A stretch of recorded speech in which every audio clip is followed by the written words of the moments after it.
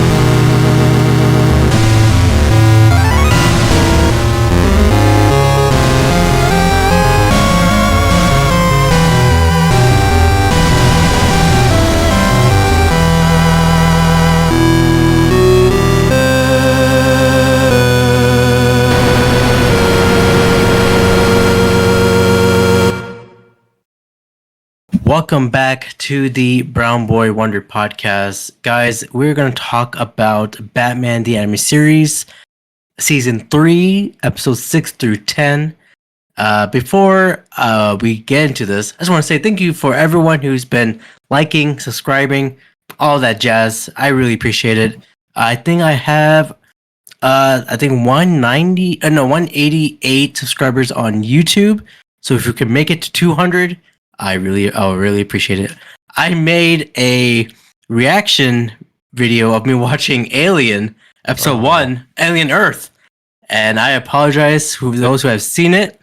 There goes the subscribers. Yeah. I pretty much did not react or talk throughout the whole video. So I'm not going to continue that series there. But That's classic Abrar. I know. But let me bring out my guest here. My first guess, he is a Joker who won a lot of millions of dollars. It is Daniel. Daniel, how are you doing today? Pretty good. I heard you won $1 million. Are you okay? Why would No. that make me not okay? He wished for $1 million from a genie, and the genie just granted his wish, and then a massive pile of money fell on him and crushed him to death. That's why he's not okay. I could definitely lift $1 million. Well, you think it's one big check? I he think gives you in ones or pennies. I could carry $1 million of pennies. I like that. Well, my last guess, he is growing. He is growing pains. It is Skyler. How are you doing today? Kirk Cameron. Yeah. I'm okay. Okay, that's great. Well, let's get into it, guys.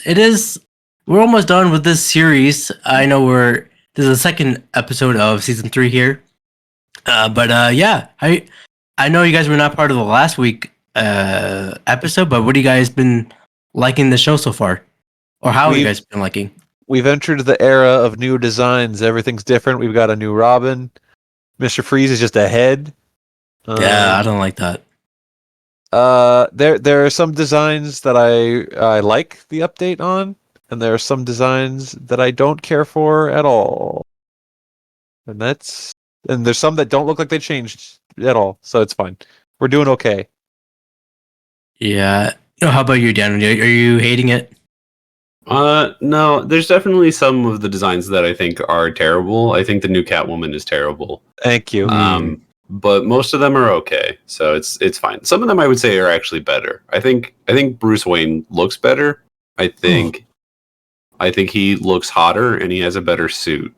He got rid of the pee pee poo poo suit, and now it's just a normal, good-looking suit. Sometimes he wears a black turtleneck and goes to a concert.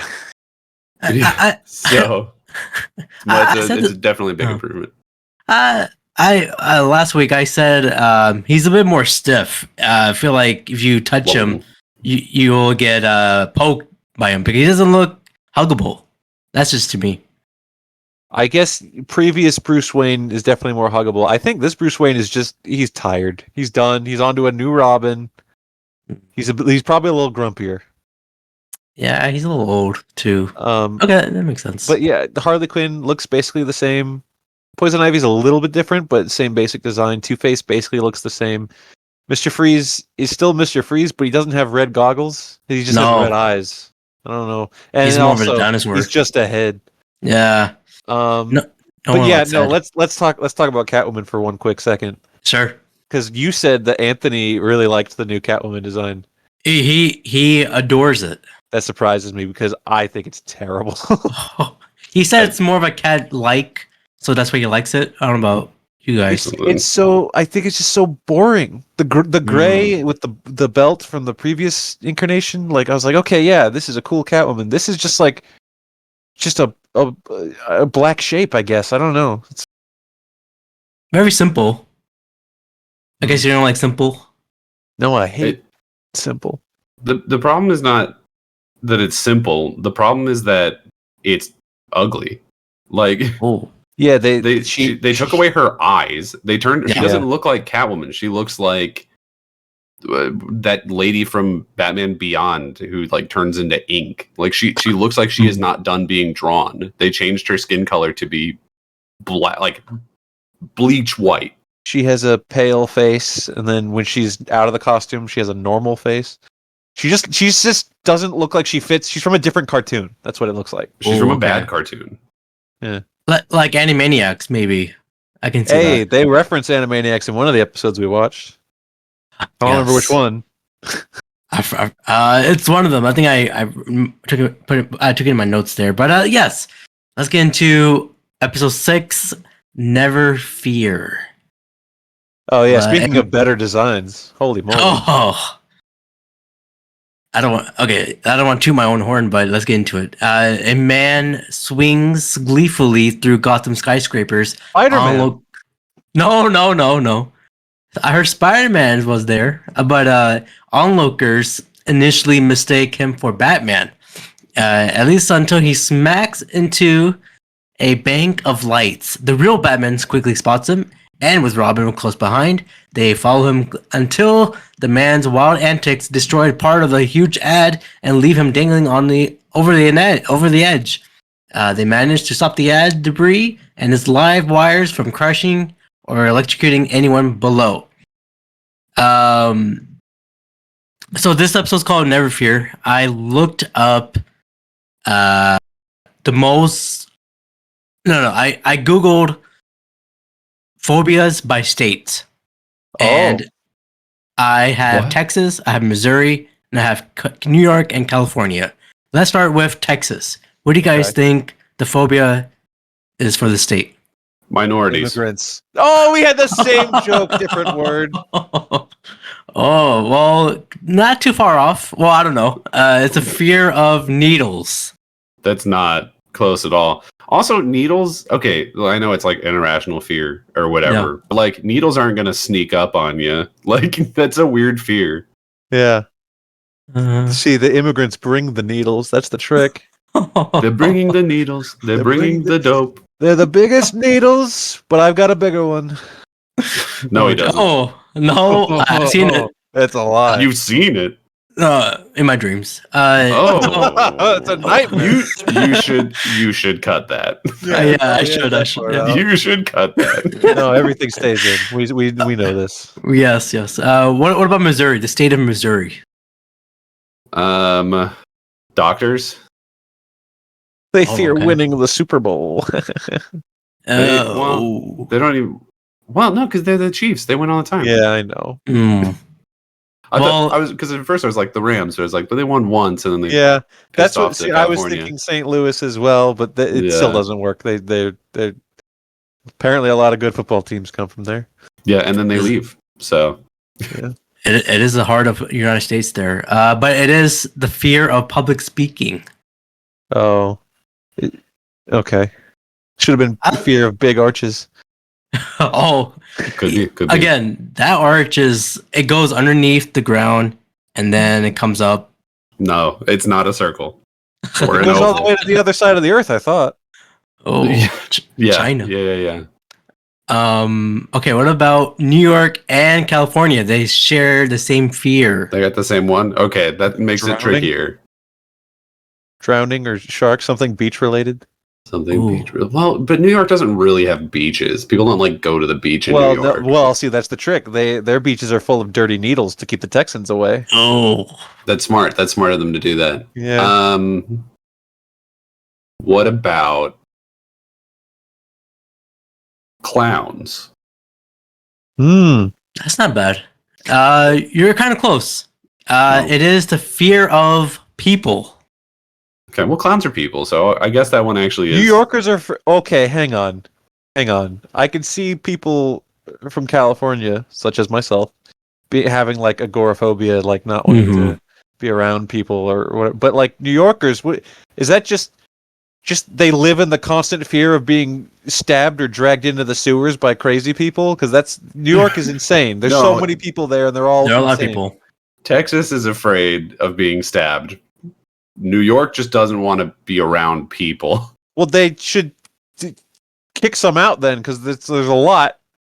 I mean, New York City, yeah, definitely. I think the majority of New York is like not super high population. Like, there's a lot of Sure. suburbs. Upstate is all rich people, so they got like 1,000,000 miles of land between. But when you say New York, no one ever thinks of.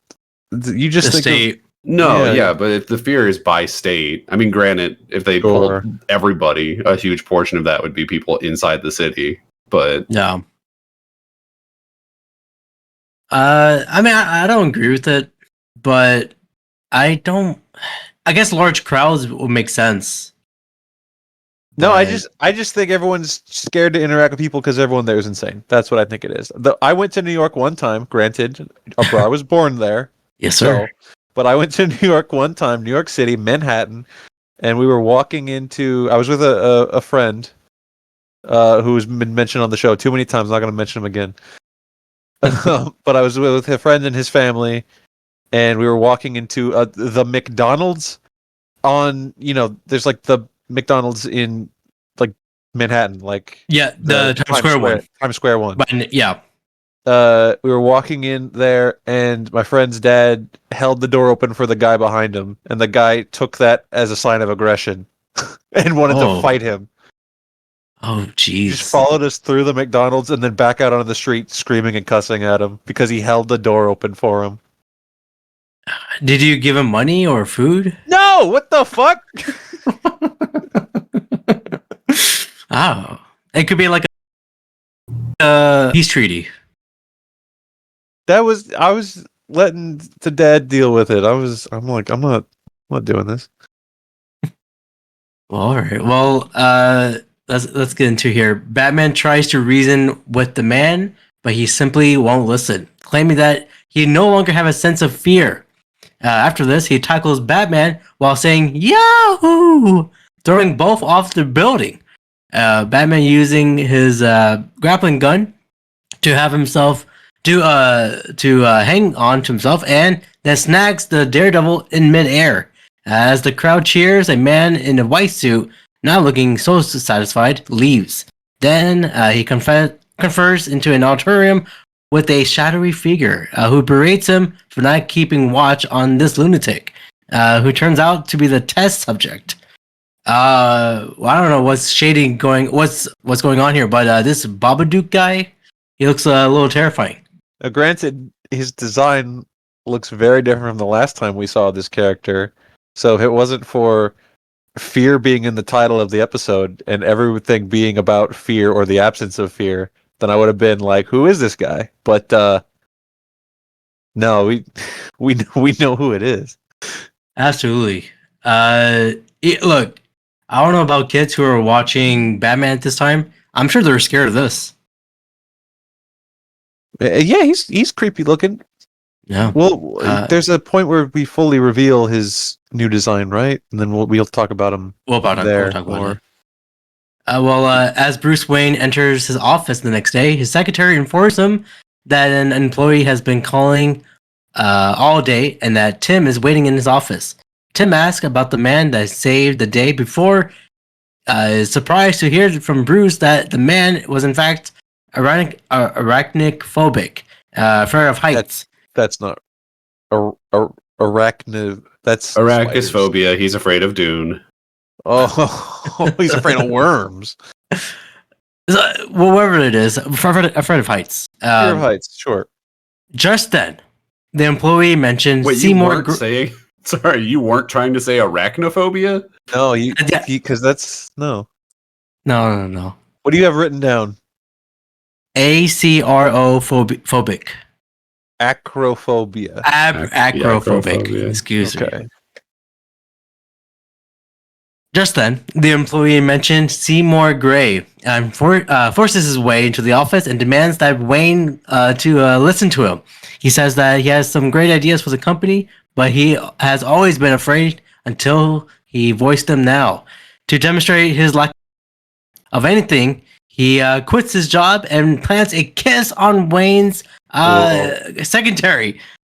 Security arrives and carts him away, and Bruce notices Gray's wallet on the floor, opening it, and he finds a business card with the words, "Never fear." They took away his fear of being canceled. Yeah. He assaulted this poor woman. He essayed this lady. I was on his side right up until the kiss. I was like, hell yeah, you tell your boss that he eats shit. Go for it. And then it was like, whoa, hey, buddy. There's something about being an American where telling your boss to go fuck himself really resonates with me. It felt great. And then but Bruce Wayne is like a notoriously good boss to work for. Yeah, but you know. Maybe not this Bruce. Now he's older. Oh, he is grumpier. We did say that. He's on his second son. You know what I mean? Yeah. His first son left home and grew a mullet. Like, he's going through some stuff. Oh, and then we see him with a ponytail. Not a good look. Not a good look. He's getting edgy. Gotta respect that. This is maybe the least edgy I've seen Nightwing, to be fair. But yeah, could be. Well, I will say never kiss anybody at work. Yeah. It's plain and simple. Yeah, that's a good idea. Yeah. Well, Bruce disguises himself and goes to the address on the card and joins what is apparently a self-help seminar led by the Guru, who claims that he can help people to get rid of their fears. Do you guys like Bruce's disguise here? Once again, they don't say matches Malone, but he's got a little tweedly mustache, and when he's confronted by someone, he's like, "Whoa, hey, forget about it. I'm just over here trying to look at some stuff, you know." Yeah. It's not his best work. It's a terrible disguise. He's put on a pair of sunglasses and the smallest, shittiest mustache humanly possible. He's not working hard at it. I guess he's banking on the fact that he recently has completely transformed the way that his face looks, and so that is what's tricking people. He's still wearing a suit. I think it's the same suit. I don't remember, but I remember it was, I think, also just a black suit. So yeah. Black suit. He's got a red tie now. Hang on. Let me check the. Yeah, it's the same suit he was wearing at work. Yeah, look, man. Same suit and tie. Not a good disguise, Bruce. We need to put out the hashtag bring back the pee pee poo poo suits. Bring back the pee pee poo poo suit for sure. That's quite a long hashtag. Well, Bruce sneaks away from the meeting and finds an office, isolated. Opening one of the drawers with a lockpick, he finds a large number of gas canisters. While he's examining one, a shadow from behind hits him with a wooden stick and knocks him unconscious. The shadowy figure turns out to be the Scarecrow.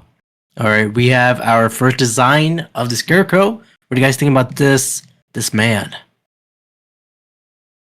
It's better than Of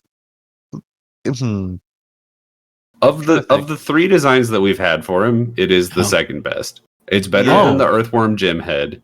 Yeah, but I prefer the the very Scarecrow looking one with like the hair coming out the back. Right. This one is not bad. There's nothing wrong with it. I just feel like it's a little more grim than the rest of the universe at this point because he has like a skeleton face basically. And also he's like basically cosplaying the WWE Undertaker. Oh yeah, a little bit. So it's fine. It's fine. It's just not my favorite of his designs. Like I've seen a lot of other designs of him that I like better. Yeah, but it's okay. The see, originally I was thinking in my head like, oh, when we get to the new Scarecrow design, like that's the best redesign. But and I do like this design. I like it as like a new take on the Scarecrow. But I guess the old Scarecrow kind of fit this world better. But I don't dislike him being more serious. You know what I mean? Because a lot of his previous plans were shitty. Yeah. And you didn't like his sports betting one? He didn't have aura. Like this one has aura now. It's a lot like in the Arkham games where in Arkham Asylum, Scarecrow is like, ha, Batman, you can't catch me, I'm running in the sewers. And then by the time he rolls back around in Arkham Knight, he's voiced by John Noble, and he's very serious and like a massive threat. Well, very slow and old and injured, and it's very... And I think he also has a noose around his neck like he does in this, so they probably took inspiration. He does, I'm pretty sure. Who would win in a fight, this Scarecrow or the original design? The original, the Lima Bean head guy? Yeah. This one. Well, this one. This one's scarier. Yeah. I feel like the Lima Bean one had like more crazy plans because he didn't in his first episode. He rocket launched Batman in that episode, so he kind of crazy too. And you got to figure the Earthworm Jim head looking guy would be harder to shoot because of how narrow he is. Mm-hmm. Whereas new Scarecrow is built like a triangle. Yeah. So maybe. Well, if this Scarecrow chokes you to death, I understand why. I like this Scarecrow design. It's just I agree with Daniel that I think the previous one fit the world better. But that's fine. That's fine. Maybe this one fits in Batman Beyond. Actually, no. Probably. I don't know. We're kind of... A lot of the designs that we have now are kind of like bleeding into what we get in Batman Beyond. Yeah, that's true. Well, Bruce wakes up in his zoo where the only exit is next to a crocodile cage. From a high hill, the Scarecrow confronts him.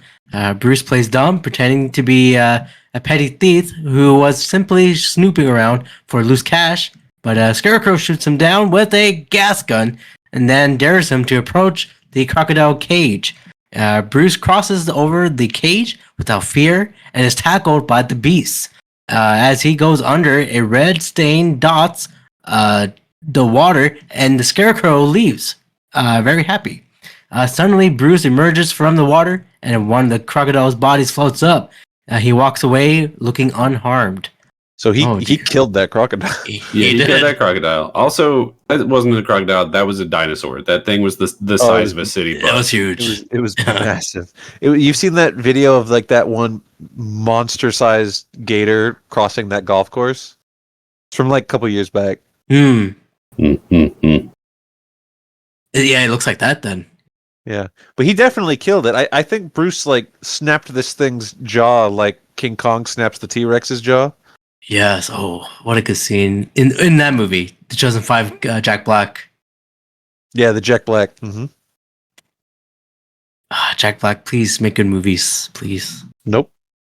I can do it. Well, at Wayne Manor, Tim and Alfred are discussing Bruce's absence when suddenly he enters in a furious mood, interrupting and abruptly tells Tim to suit up, and they fly together in the Batwing. Batman tells Robin that the Scarecrow has now invented a gas that has an opposite effect of his trademark fear toxin. This one removes a person's fears, leaving them unable to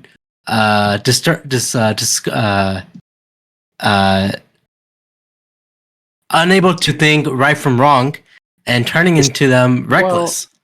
Discern. Exactly. Yeah, they're just not. Discern. They're just not afraid. Like it's not right and wrong. It's that they don't understand repercussions anymore. Yes. They don't fear the repercussions. Exactly. So like nearly there's the mindless and just have suicide thoughts. As he pilots the Batwing through around the plane, somewhat nervous Robin pulls himself back into the upright position and asks him whether he's breathed the gas. Batman answers in a affirmative way, but insists that he can handle it. Robin is like, dude, no, but okay. But Batman exhibits more stunt work as he's totally not convinced. Batman was doing a lot of like, what's it called? What do you do with a plane? Tornadoes, all Barrel that stuff. rolls? Barrel rolls, yes. Or belly rolls. Jelly roll. Jelly roll. Is he, okay, I have to ask you a deep question here. Is he Batman even if he doesn't fear bats or anything at all? Well, yeah, he's dressed like a bat. So I Like, think he has to be scared of bats. That's how he became Batman. I don't think Well, he needs to be scared of Not bats. necessarily. Like, yes, there are lots of versions where he starts off scared of bats, or his fear of bats inspires him to put fear in criminals, right? But Yeah. he can still come to the conclusion of making people afraid of him without him being afraid of bats. That's still very much a thing that he can do. I guess so. Well, when they reach Scarecrow's lair, the canisters are gone, and the Guru interrupts them, accompanied by a bunch of armed goons. Batman, with his new fearless attitude, continues to dodge the bullets during the charge instead of initially disarming the thugs. Fearing for Batman's life and the fire, Robin disarms several of the goons with his batarang, allowing Batman to safely take them down. Have you guys ever like dodged like a bullet or a paintball gun bullet, anything like that? Yeah, man, I'm Where- dodging bullets constant. Where do you get these questions? I've curved a bullet. Whoa! Like wanted? Mm-hmm. How? You just twist the gun when you shoot it. All right. Well, Batman confronts the Guru, who refuses to talk. Apparently, unmoved by the prospect of jail time, Batman retorts to have a brutal tactic, dangling him from the building's roof, then suddenly cutting through the rope. The Guru was like, shit, and then continues to talk and reveals that Scarecrow is planning to release a massive amount of gas into the subway system, but Batman turns away without pulling him up, and Robin was like, dude, jumps and catches the rope and just as it breaks, managing to save the screaming Guru, who passes out. Man, Batman does not give a shit. I wish Robin yelled "my dude" as he grabbed the rope. It would be something he will say.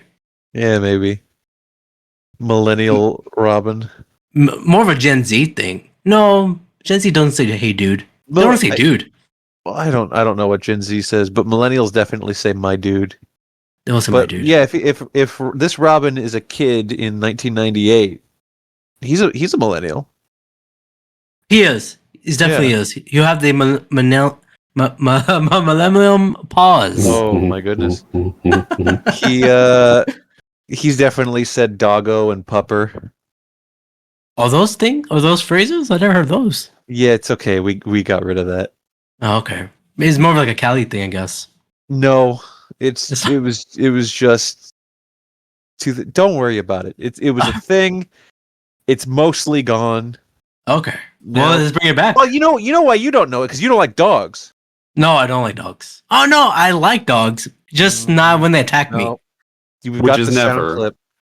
We've got the sound clip. You said I don't like dogs. That's what you No. said.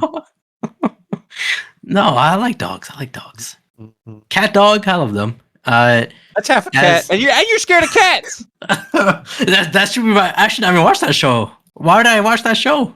I don't know. Why do you do half the things that you do? Cat dog. They're half a cat, half a dog. Not cats versus dogs. Oh, you never seen that? I've seen it. I saw Jeff Goldblum. Okay, he had a little science lab in his basement. He has glasses. Well, as Batman prepares to hop into the Batwing, Robin coils a grapple around him and takes his belt away, or his belt takes away his belt, saying he is out of control and is no longer afraid to kill. As Robin turns to leave, assuring Batman that he will be back for him with the antidote, Batman pretends and offers to let Robin lead if he'd release him. Robin's nearly fooled, but he sees through the trickery just in time. As Batman berates him in anger, "You little shit!" Robin climbs into the Batwing and flies away. It was like Evil Dead. A little bit, yeah. It is like Evil Dead. Look, I would fall for Batman's trick. I don't know about you guys. Yeah, we know you would fall for it. For sure. Oh. Well, in the subway, Robin boards Scarecrow's train in hopes of stopping him before the gas is released. Once Robin catches up with the carriage that Scarecrow is sitting in, he prepares his batarang as Scarecrow addresses a message to the mayor. Once he brings up the antidote, Robin makes his move, knocks the antidote out of Scarecrow's hand, and then pins him down. Robin prepares to arrest Scarecrow, but one of his goons subdues him and cuffs him. But then, however, Batman has already escaped. This is where Robin messed up. He was right to stop Batman. He was doing good. He got on the little plane, and then he went to go fight Scarecrow anyways. No! Call Barbara. She's on the team. That is true. You're a child. Sure, you're Robin, but like, at least call Alfred and say, "I left Bruce on a rooftop." Yes. Also, Robin got KO'd by one hit. Ugh. He's just a kid. I don't know. I don't like this Robin anymore. Anymore? Why not? Wow. He makes one mistake. It's okay. Happens to the rest of us. That is true. You never made a mistake? I made so many mistakes. What's the last mistake you made? Not pronouncing that phobia.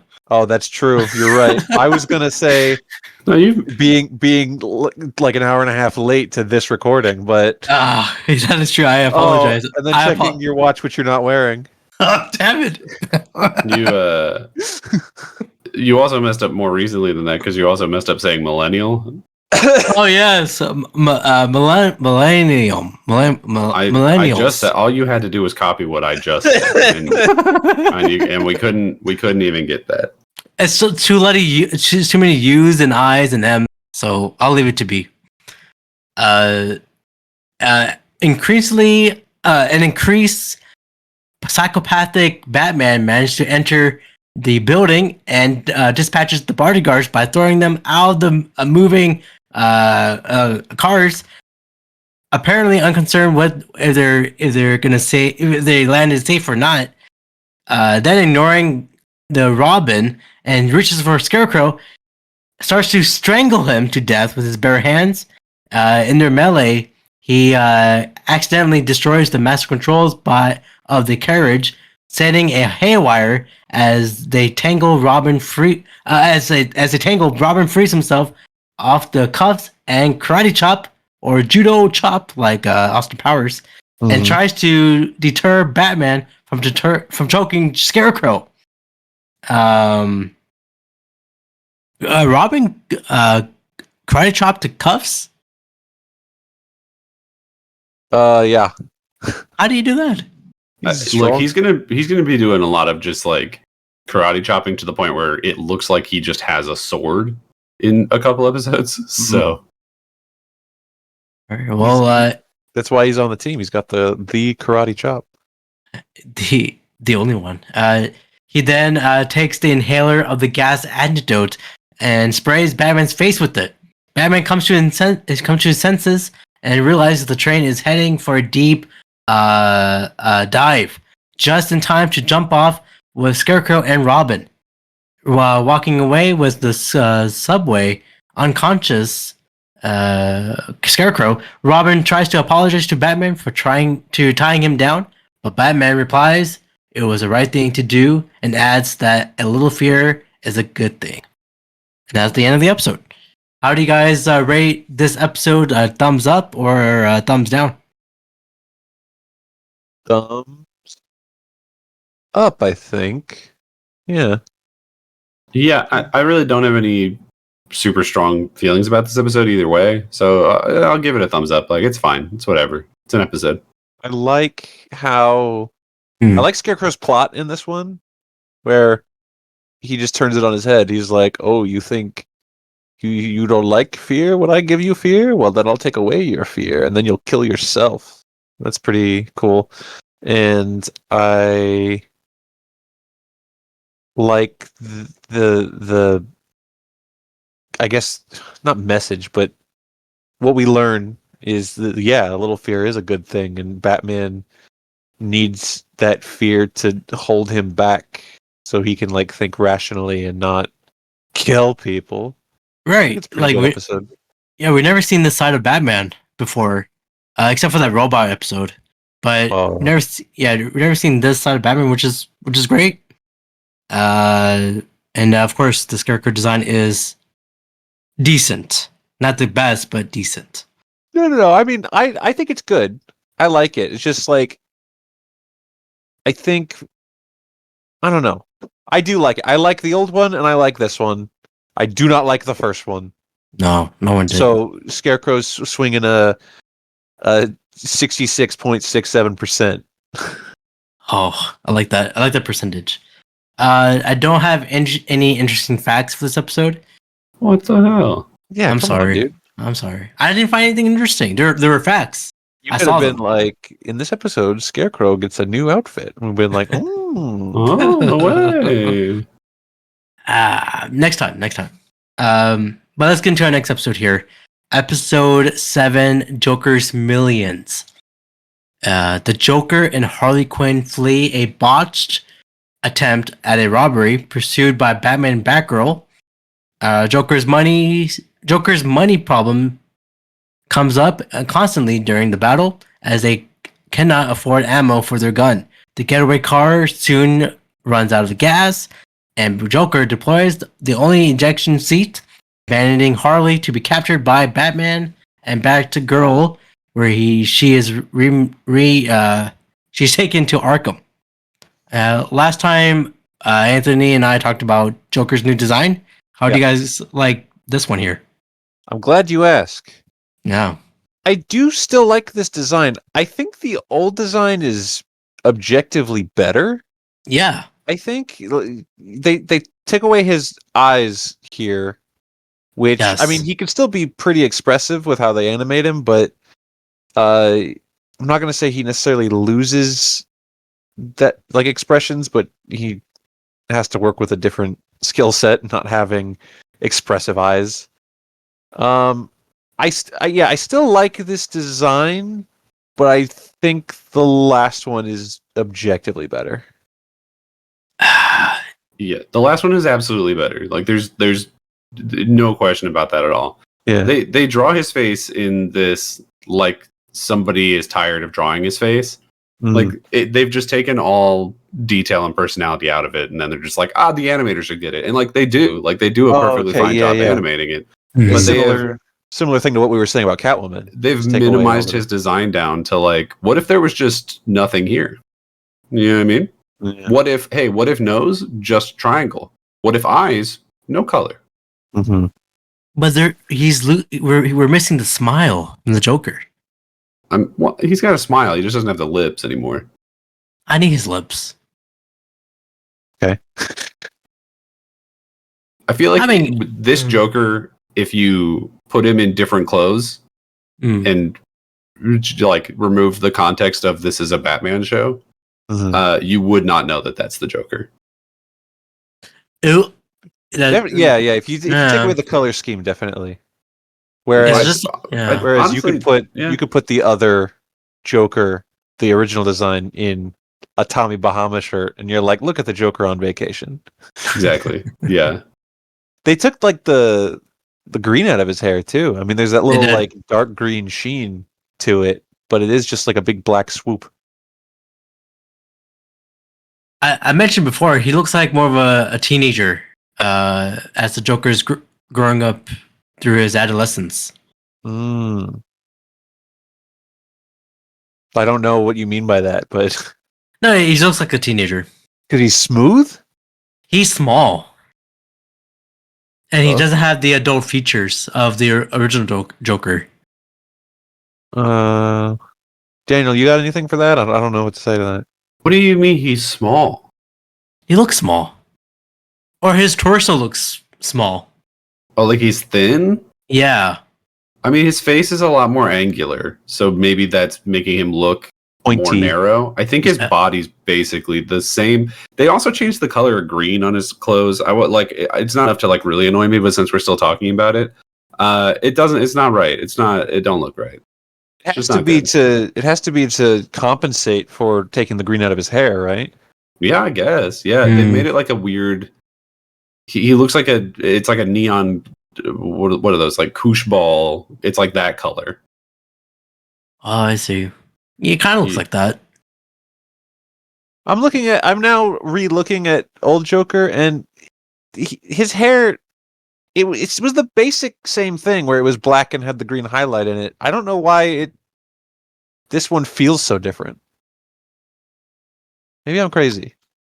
The color is different. The base color of the original one is a really dark green, and then it has the green highlight. The base color of this one is like black, and then the highlight is almost navy. Yeah, I don't know. You know what? This is crazy. Comparing the two side by side right now on my phone as we record this. I can't believe I'm about to say this, and for any listeners, I apologize. Go ahead. But I think Abrar's right. I Yeah. think taking away his red lips was a bad idea. Do you No, need, yeah, for sure. I agree. You gotta. I don't want to smooch him, but you gotta see those lips. Well, you know, Why we gotta take all the fun out of it? yeah, you were smooching Boney Bob and Cliff. Especially Cliff. No, I mean this Joker's okay, but I do love the original. There's nothing you can touch the original of. Yeah, I think this one still gets a passing grade on my end, but it's definitely not as high marks. Yeah, he's alright. I think when you get a new design of the Joker, when it comes to Batman Beyond, I think that's maybe a little bit better, or Yeah. maybe We're No. getting to another new design here in a second, which is like insanely different. Yes. Let's get into that. Joker retreats to his low-income apartment and gets a sudden burst of glee when he reads the letter revealing that one of his criminal enemies, Edward King Barrow, has passed away and has left a fortune of $250 million to him. The first thing Joker does with his money is assembling a team of shady lawyers and experts who are able to erase Joker's criminal records and to have him declared sane. Although Batgirl, Did you say shady lawyers or shitty lawyers? shady. Okay. I mean, they're good they're good lawyers. They got him Yeah, up. they get him He up. hired Yeah. Johnny Cochran. Yeah, If you can get the Joker's criminal record removed, you're a bomb ass lawyer. you gotta hire you then. Although Batgirl believes that Joker may give up crime now that he's rich, she agrees to keep an eye on him. I guess we all agree that Joker's pretty smart here. For Yeah. hiring a lawyer. Yeah, I mean, yeah, why not? Well, I think by the end of the episode, we'll see Joker wasn't smart at all, but you know. Yeah. At this moment, he's pretty smart. Dick Grayson and Barbara Gordon crash a going legit party being thrown for the Joker at the Penguin's Iceberg Lounge. To their jargon, they wind up saving Joker when a disgruntled former bodyguard of Barrow attempts to kill him. Laughing at the thought of Batman's family can't touch him now, Joker continues to enjoy his new wealth, purchasing a huge mansion, playing golf while playing around in a golf cart, and cruising through the city in an open-air limousine, scattering money to the people. Yes. We can Let's talk get into the yeah, let's get into the Iceberg Lounge here. We do get a new design of the penguin. Do you guys like this bird? Man, I don't know. So when we talked about designs of characters from the last animation set, Yeah. nobody liked the penguin. I was thinking he was getting hated on too much, but the consensus was penguin sucks, and it's weird that he's like a hybrid between a guy and then like the Danny DeVito version because he had flippers and whatever. This one is now he has normal hands and he's just a little man. He's like the Burgess Meredith version from the 60s Batman. Yes, exactly. He's the same design of that one. Do you like it more or less? Well, Less. I think less. Yeah. Yeah. But because he's just now he's nothing. But I mean, he's a background character. He would have been a background character in any episode of the previous 2 seasons. Is now he's just a guy. I guess the one like character thing that he has now is like a pointy nose, and that's it. Yeah. Everything else he's just a guy in a tux. Yeah, and background character is the perfect way to put it, because I don't think there's any episodes going forward where Penguin is the villain. I might be wrong, but I think like we just come back to the Iceberg Lounge every once in a while, and he's here like now. Yeah, it's like they took away his gimmick of his flippers and big ass nose. Now, I'm all for them taking away his obsession with birds. Okay. But yeah. Hmm. We got the Well, voice actor though, which I like. yeah, it's a good voice. Look, we hated the penguin last 2 seasons. But you know, maybe we'll start liking him soon. You know what I like? This Iceberg Lounge. Yeah, it looks nice. I really like this Iceberg Lounge. When I think of the Iceberg Lounge, I mean, the most recent time we've seen that, I think maybe the only time we've seen it in live action, right, is The Batman, where it's like a nightclub, basically a seedy nightclub.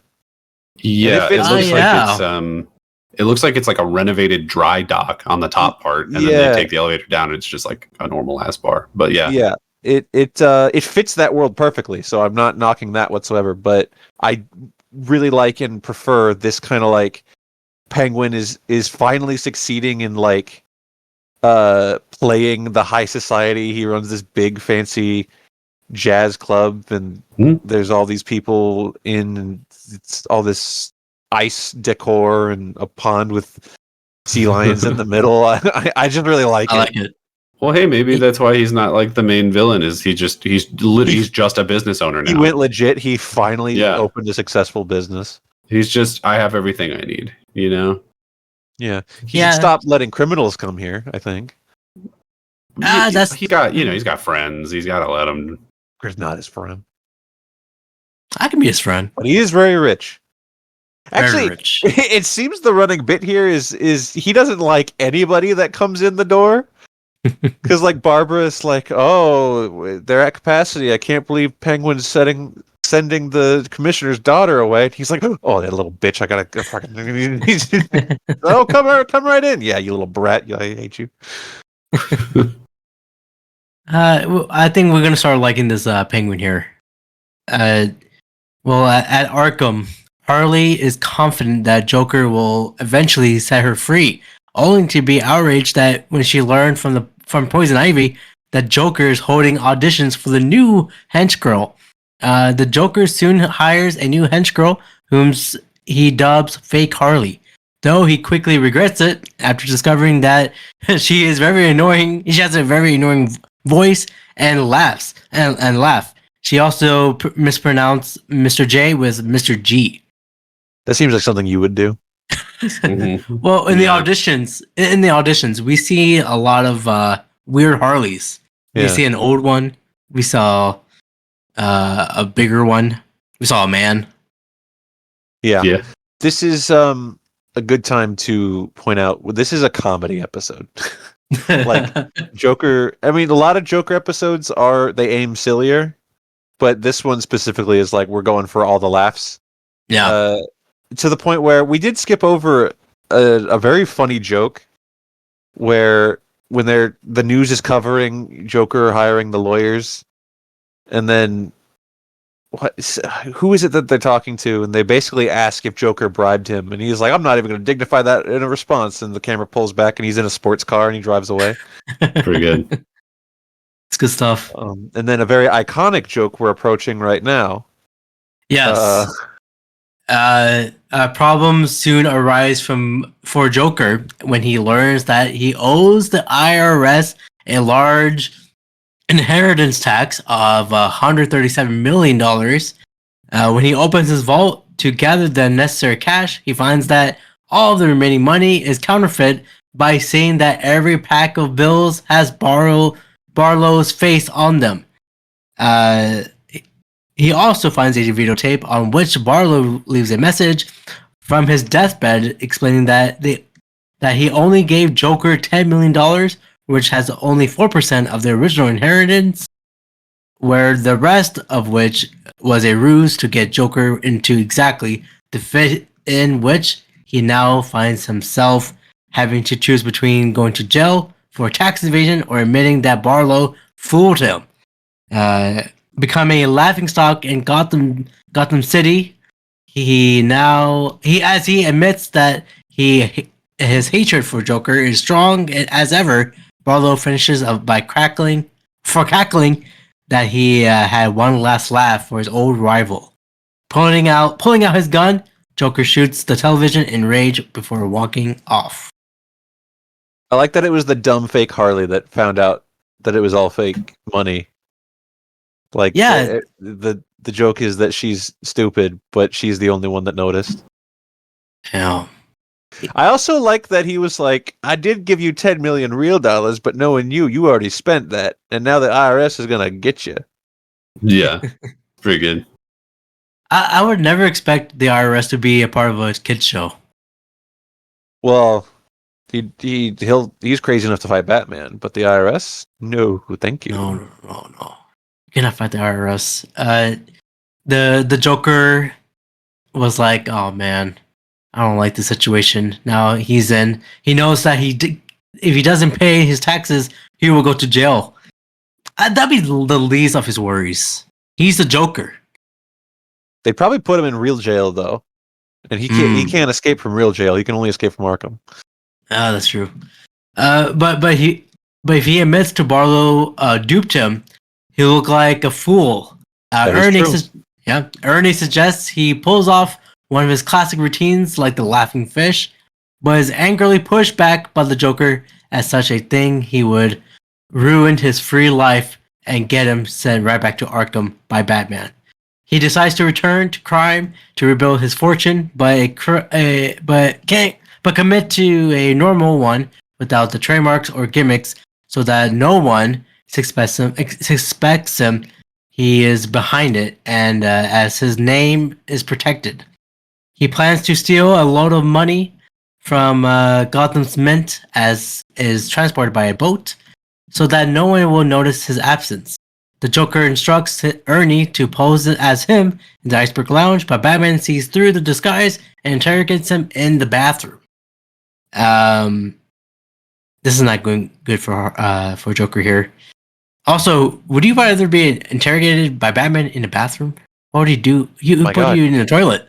Yeah, he did put that man in the toilet. It's gonna give you a swirly. Did you skip the part where Harley Quinn got put in a washing machine? I missed that part. She did, yeah. She went around. She tried to escape, and then I guess because she went through the laundry chute, and then someone just put her in a washing machine. That was a funny bit, though. I like it. Batman, Batgirl, and Nightwing are able to successfully capture the Joker, fake Harley, and their goons, even though at one point Joker tries to commit suicide as an alternative by losing his money.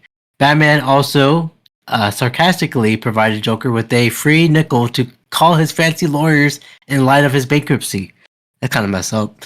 In the police van, Joker is ready to laugh off the whole fiasco, but he finds that the police officer supervising him is actually disguised Harley, who escaped from Arkham to get back at him and repays his disloyalty by beating him with a nightstick to death. Well, not to death, but Whoa. She beat him up. She beat him up. Do you guys like this episode? Is it a thumbs up or a thumbs down?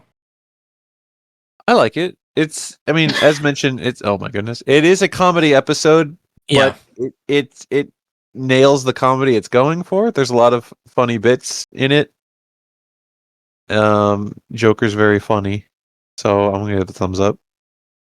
Yeah. What about you, Daniel? Do you feel sad to see Joker losing his money? No, definitely not that. I'm debating giving it a thumbs down just because I feel basically the same way that I do about it as I did the last one, and I feel like maybe I should split the difference because that one was like so. I don't know. Neither of these episodes really did anything for me. I was just like, Wow. They are. Here it is. Here's an episode, and now I've watched it. Not even Harley in the washing machine. No. No, not really. I'll give it a thumbs up, but it's not a strong one. It's just like, well, It's for the Johnny Cochran. there she is. Do you think it's like a filler episode to fill up these this series here? Yeah, maybe. I mean, it is kind of a filler, but it's like the Laughing Fish episode. Well, Laughing Fish was a good episode. I don't know. That's debatable. But Thumbs up. Move on. Yeah, it's a thumbs up. I do have an interesting fact for this episode. Yeah. The scene where Joker uses lawyers to buy his freedom is a satire of the O.J. Simpson murder case. I referenced that 2 times. I know. I just want to bring it up. Okay. Well, you had it. It's not your fault that I said it, but I know. Pretty much is a clear parody of the now famous catchphrase, "If the glove does not fit, you must acquit." Pretty good. It's pretty good. Let's get into our next episode. I don't know if you guys saw. I'm not bringing that up. Forget it. Forget what I just said. No. What's up? What did you say? No, it's that there's a clip of the Rizzler. Okay. Pause. Yeah, never mind. Let's move on. Yeah. Thank you. Let's get into our next episode here. Episode 8, Growing Pains. A girl is walking out on the street alone and frightened when she catches the attention of a violent street gang of bikers. They surround her until Robin steps in, and he defeats the gang. And when he turns to check on the girl, she tells him that she can't remember anything and that she has to keep moving. Dan runs off in a panic. He chases after her, but is interrupted by the bat signal. He goes to Commissioner Gordon's office. What do you guys thought about this scene here? It felt like a little anime here. At least the art style. Because of the girl's face. Yeah, I know what you mean. For once, I know what you mean. Thank you. It's like the show Akira. God damn. I don't like how much I'm agreeing with you because I was gonna say that. Well, because of the bikers. Yeah, the bikers. Okay. We got the Asian girl. Well, Akira. Here, I can fix this by saying no, Abrar. It's not a show. It's a movie. Is it a movie? So I'm still right. I thought it was a show. No, it's a movie. Oh, okay. Maybe I'm thinking of another show. Robin. Dragon Ball. Yes, exactly. Robin, having affection for the girl, is daydreaming about her while Gordon tells Batman that there is a new criminal in Gotham. He got a huge man with superhuman strength, possibly chemically induced. He shows Batman the footage of the man, pausing it at one point where it shows that the man has a blank white eyes. He is a stranger to both Gordon and Batman. But Gordon warns him that he is very dangerous. Robin tells Batman that the incident with the girl, but Batman says there's more important things to keep your eyes on, like the new criminal here. I understand Robin's point of view, but Batman's kind of right. I think gotta focus on this new thing here. Yeah, it's okay. I was gonna say Batman's right. Don't get distracted by having the hots for some random girl. Mm-hmm. But is Batman a hypocrite to say that? Like, granted, that's not exactly what he said. But if he had said those words, don't get distracted by women, Batman. Wait a minute. Yeah, yeah. The long history of have affection with women. Mhm. Yeah, I would say that this episode doesn't come out the other end with Bruce Wayne looking like a good guy. There's a couple of things in here where it's like, hey man, why is that still happening? What's going on with that? Why all the kids sitting in bombed out buildings? What's up with that? Why aren't you? You're a billionaire. You want me to adopt them all? You didn't want to I open can like only an take one at a orphanage? time. Or like I don't have Have that some many kind Robin of- costumes. some kind of an outreach program. Get him into a school, maybe. Right. This Robin's not in school, or is he? He said 2 episodes ago he was on summer vacation. Right. Right. Leave him alone. All right. All right. Well, Tim Drake complains about Batman to Alfred in the car. When they pass a bus station, Tim sees the girl and starts to put on his Robin costume. Leaves the car and chases after her. He catches up with her, and she in turn bursts into tears and falls into Robin's arms. Robin asks why she's so scared of him, but she says that's not him, but a man is chasing after her, who haunts her in her dreams, like Freddy Krueger. Robin tells her not to worry and that he will protect her. He asks her what her name is, but she can't remember that. Robin names her Annie after the doll. Annie then senses that the man is near. As the truck passes, the light shines into the alleyway where the huge man that Gordon was talking about is lurking in the shadows. Before I get any further, what would you guys do in Robin's situation? Call Batman. You don't think you can handle it by yourself? Listen, I don't think the last Robin could have handled it by himself, and this one is far younger. Call Batgirl at least. She could do some stuff to this huge man, but yeah, again, Robin is a kid. But I would, if I was Tim Drake, I would have at least pepper spray because I don't think I can use all my body strength to beat someone like a man like this. Tim's go-to thing is he's very good with the batarang, so That's true. But that's not really going to help here. It's gonna bounce off and might hit the girl.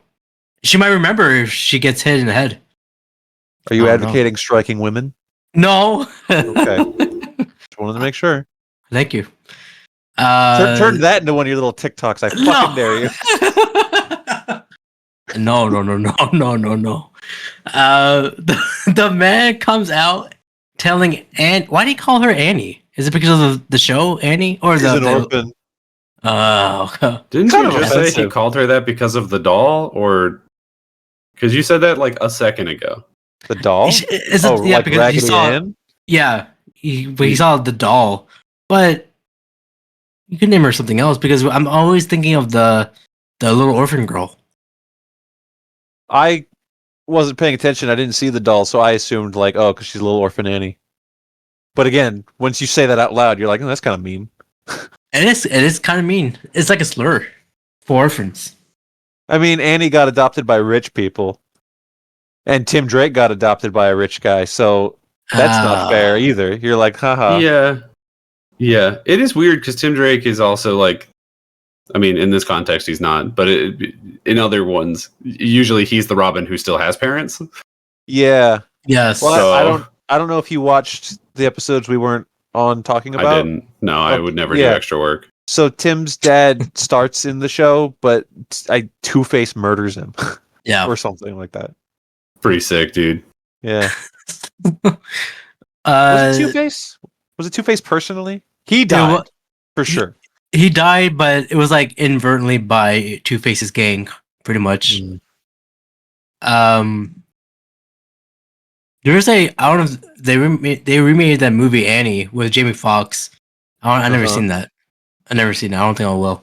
I'm glad you brought that up. Thank You know, now's a good time to mention the Tim Drake episode. The first episode we watched Mhm. last week with Anthony was that Christmas one.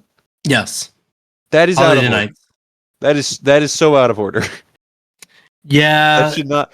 I don't know what's up with the list that we were going off of, but it's just this wrong in that case. Because the whole point of the order, the jacked up order we're watching everything, is to try to like stitch it in somewhat chronologically, and that one throws a wrench in it. It shouldn't have been there. Yeah, that one should be like the last of the 5 for the last week. No, it should have been after this one. Oh, you're right. You're right. But it's okay. It's okay. We're all learning here.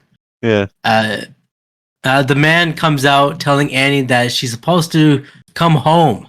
Robin demands to know who he is and claims to be her father. He shoves Robin aside with incredible strength and moves towards Annie. Robin runs to rescue her and starts pummeling the man, who seems to feel no pain at all. Robin is lifted up in the air when he is rescued by Batman. The man runs away in the subway. Batman Robin is now on his tail. At times, the man seems to disappear into thin air and able to survive from high drops. At the end of the chase, the man vanishes, suspected by Batman Robin to have escaped through the gutter. Annie also escaped, and Batman takes the sample of the mud from the man's shoes from the floor. Robin wants to find Annie, but Batman says that they're going home, and Robin just has to wait. He refuses and runs off. Look, I get it, Robin. You love her, but you gotta listen to Batman. He knows more. He knows. Yeah. It's okay. It's young love.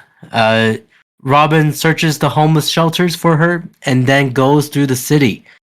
He finds Annie, who says that he shouldn't be trying so hard to help her. Robin says that he was able to handle the man, saying that his father was a similar type.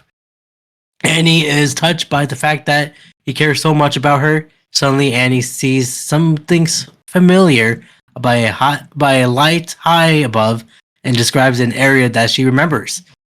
Robin takes her to the ocean shore, where she sits by the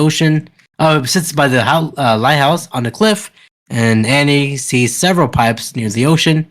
She remembers them and moves towards them, and Robin follows her. Have you guys ever lost like memory at all? I haven't, or if I never, I think I did, but I'm not sure. What about you guys? Well, like amnesia? Yeah. So wait, so you just asked, have we ever like forgotten something, and then your own response was, I think I have, but I don't remember. Well, yeah, that'll do it. Yeah.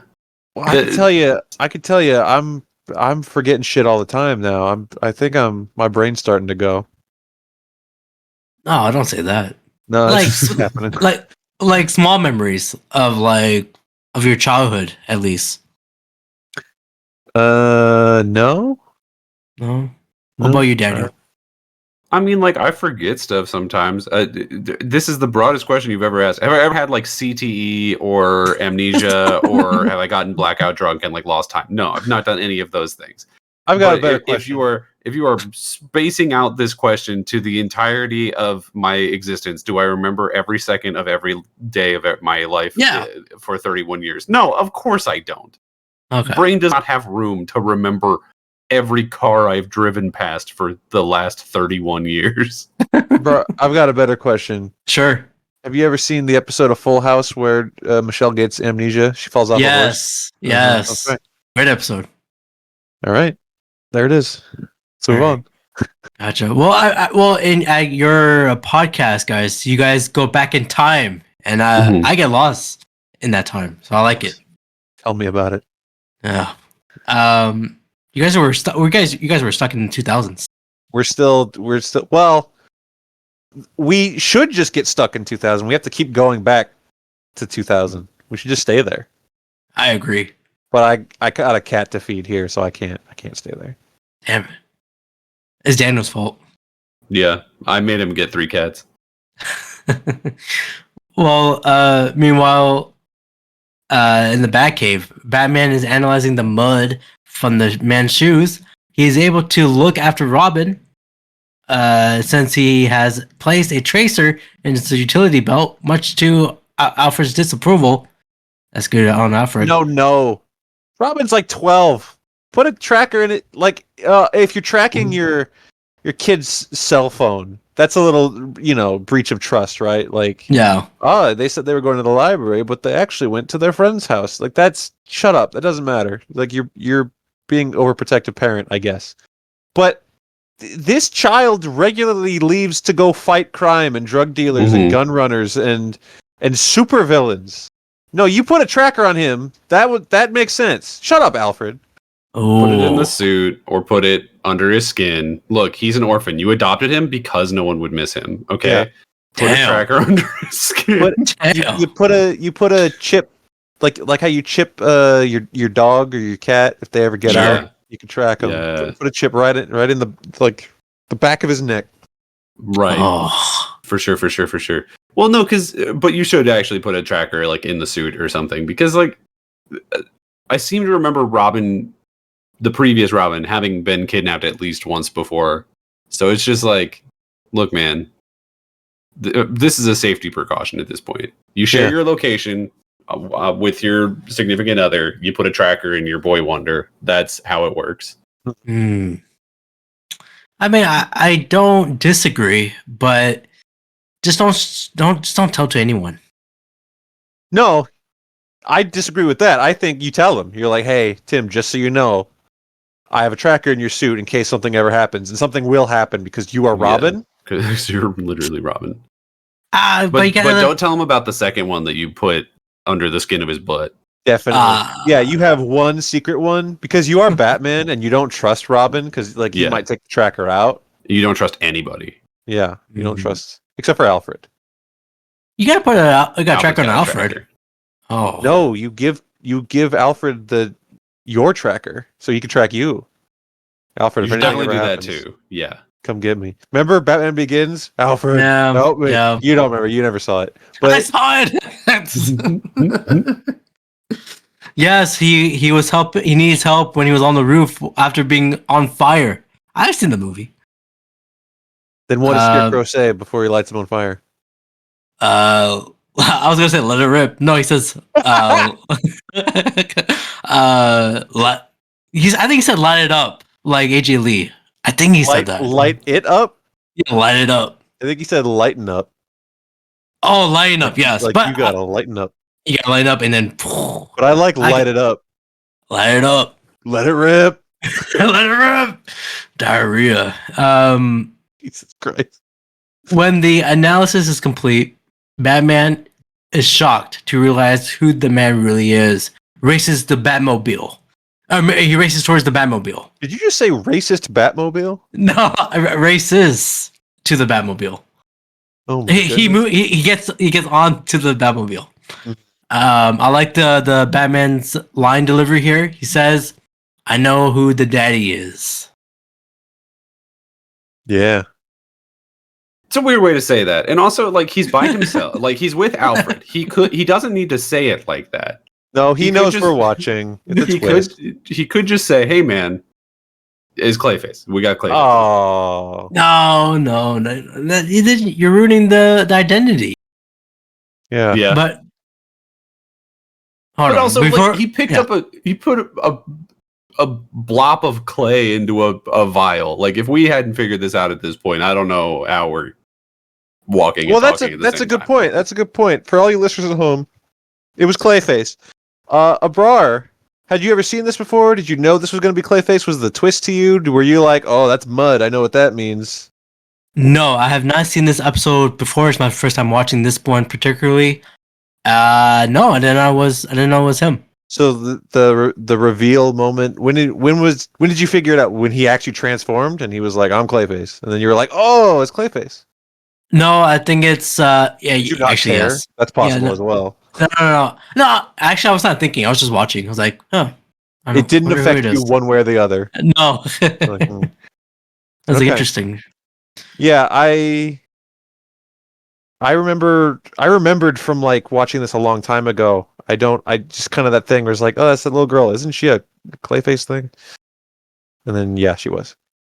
Well, let's see if you're right. Robin Yep. and Annie I was right. Well, let's find out. Well, you're not. Robin and Annie are exploring the inside of the pipes. Robin wondering what caused Annie to lose her memory in the first place. They both fall through a hole in the ground when they run into a huge man. The man is delighted that Annie has come back, and then reveals his true identity is Clayface. So you didn't even react when she was like, here, this place, this lighthouse, which is the last place we saw Clayface, right? Yeah. Oh, he fell off the cliff into the water. Yes. I mean, because of how these episodes were structured, this was not the last place we saw Clayface because of that goddamn Christmas episode where he was just back. And I was like, oh, Clayface is just back? Okay. But no, this is supposed to be his return. Gotcha. Yeah, I kind of messed up that order, but it's okay. Do you guys? We went by the list, so the list was wrong. So whoever wrote that list on Reddit or something, probably 7 years ago, 12 years ago, they're wrong, and they should feel bad because you're they wrong, ruined and it. you're fired from Reddit. You're never allowed to post again. That's right. Go outside and get a job. Well, yes, you are the asshole. Yes. well, I at least the first 2 seasons were like in that order, which is great. I think so. I don't think there was anything that I think I kind of changed some of them, but oh my god, it is your fault. We already not season 3. After season 3, I follow someone else's trend Daniel, here. call the Reddit guy. We need to apologize. It's not the Reddit guy. It's a wiki guy. A what? A wiki. It's from Batman the Anime Series wiki page. Oh, so are you telling me that it is your fault because you didn't use the list I gave you? No, I used that. I scrambled around, but for season 3, I used. You scrambled it around. Well, that's why it's wrong, Abrar. No, not for season 3. Not for season 3. I just months. These listeners have to hear you say this is episode 4, and it's like episode 17, and they just have to know what it means, and it doesn't. It's because you just folded it in like a goddamn deck of cards.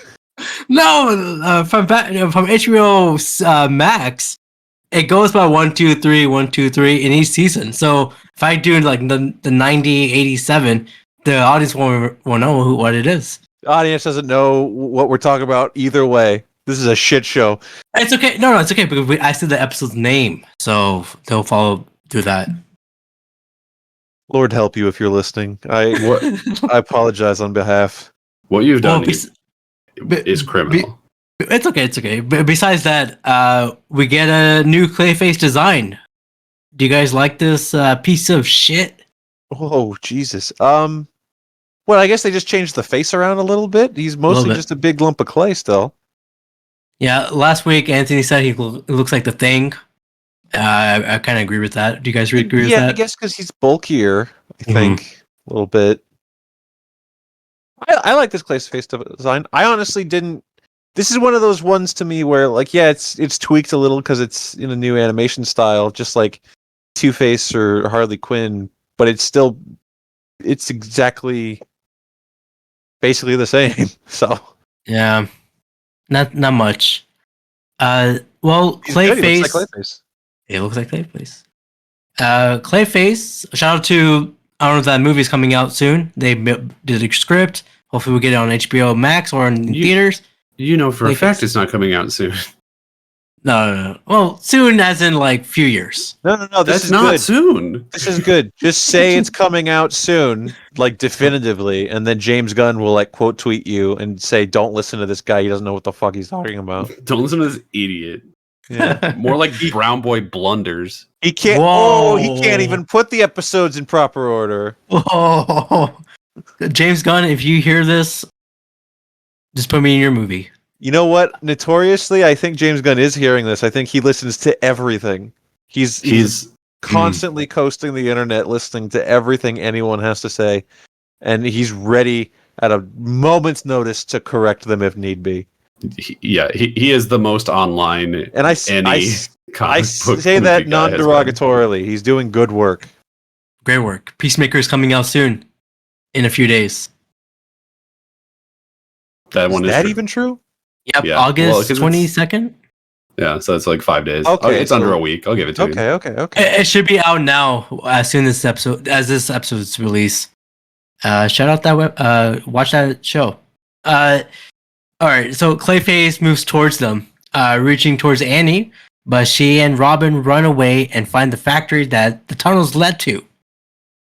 With the deadly chemicals down below, some of Clayface's flesh has landed on Annie, and is shocked to see that Clay is absorbing into her skin.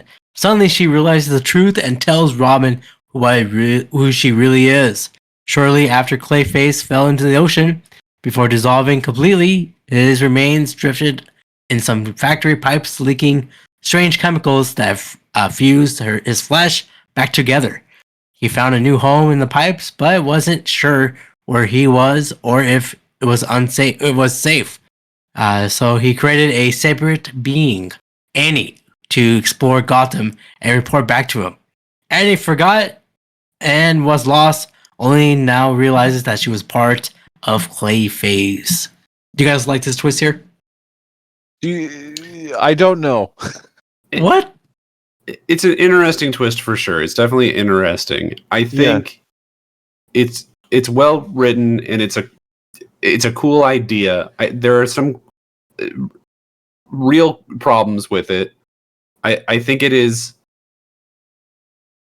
sort of biting off more than they should. Like the idea, the concept that any separated chunk of Clayface can become a separate entity with its own free will and personality is a lot to establish, and then probably never do anything with ever again in the series.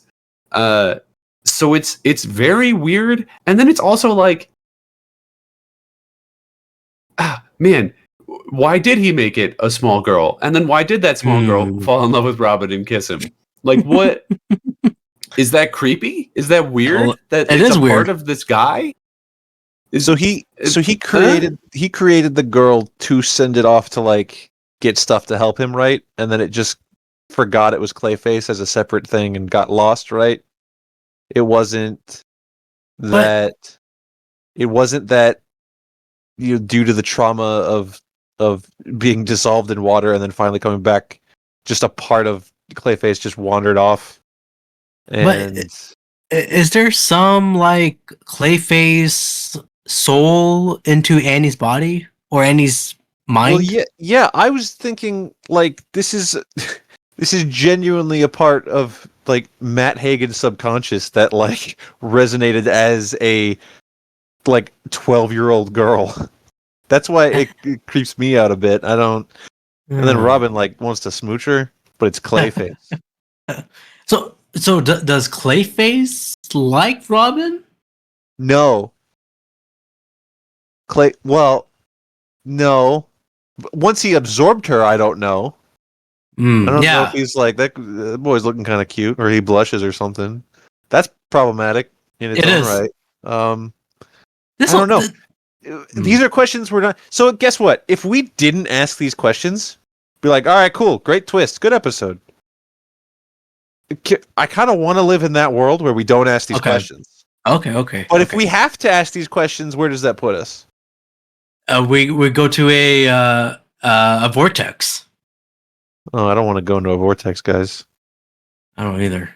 But I feel like this whole concept just really like asks bigger questions than the show is prepared to answer.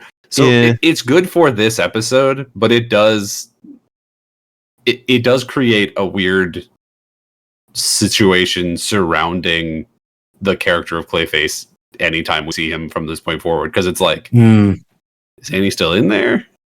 Oh, How does this work? Is she dead? Is this the first on-screen like death of a child? Does that count? I think she's dead. I think he ate her. Or consumed her. He consumed. Yeah. I think it's fine. We'll save all the labels of problematic for the next episode we talk about. Oh, absolutely. Robin insists that despite this, she is real and can be saved. But then Clayface arrives, telling her that that is not possible because she is not real. Yeah, right. She is real. Clayface. He says that the only thing that she can is to go back to him. Robin refuses to let that happen and tells Annie to run. Clayface attempts to grab her, but is stopped by Robin. Enraged, Clayface attempts to kill Robin. Annie, refusing to let Robin to die, runs at Clayface, throwing herself into him to knock him away from Robin. Annie struggles, but is reabsorbed into Clayface's flesh.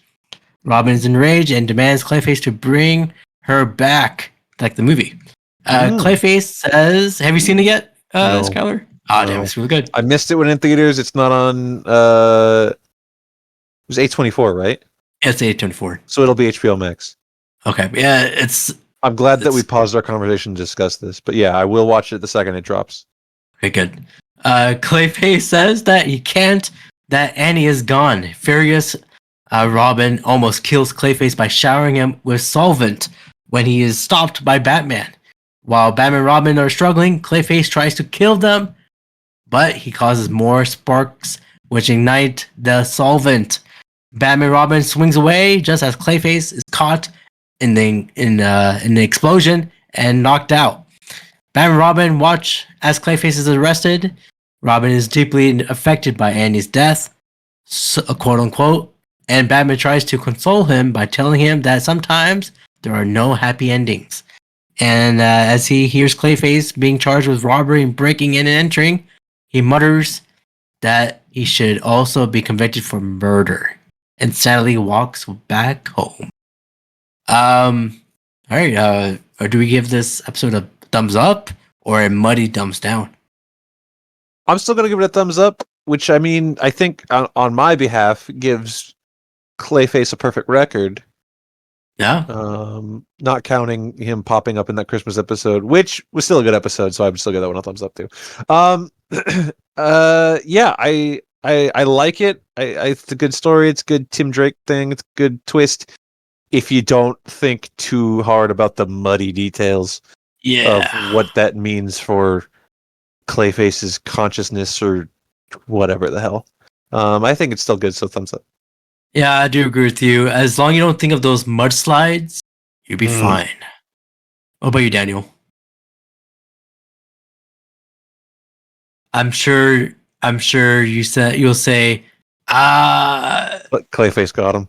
yeah. I got got. No, I think you guys basically said exactly what I would say. Is it's a really good episode. I think it's really well written. It's just you can't think about it too much. You know, you just got to take it on face value and be like, okay, that's what happened. We're moving on. It's done. Like, it establishes too much, and you just can't think about what any of it means. If this was a 45-minute episode of Star Trek, we would have had the second half pondering whether it was right to return the little girl to Clayface, or if she's has her right to exist now as her own being. But she instead, Clayface just ate her, so it's over. Yeah, well, and she would have kissed a grown man.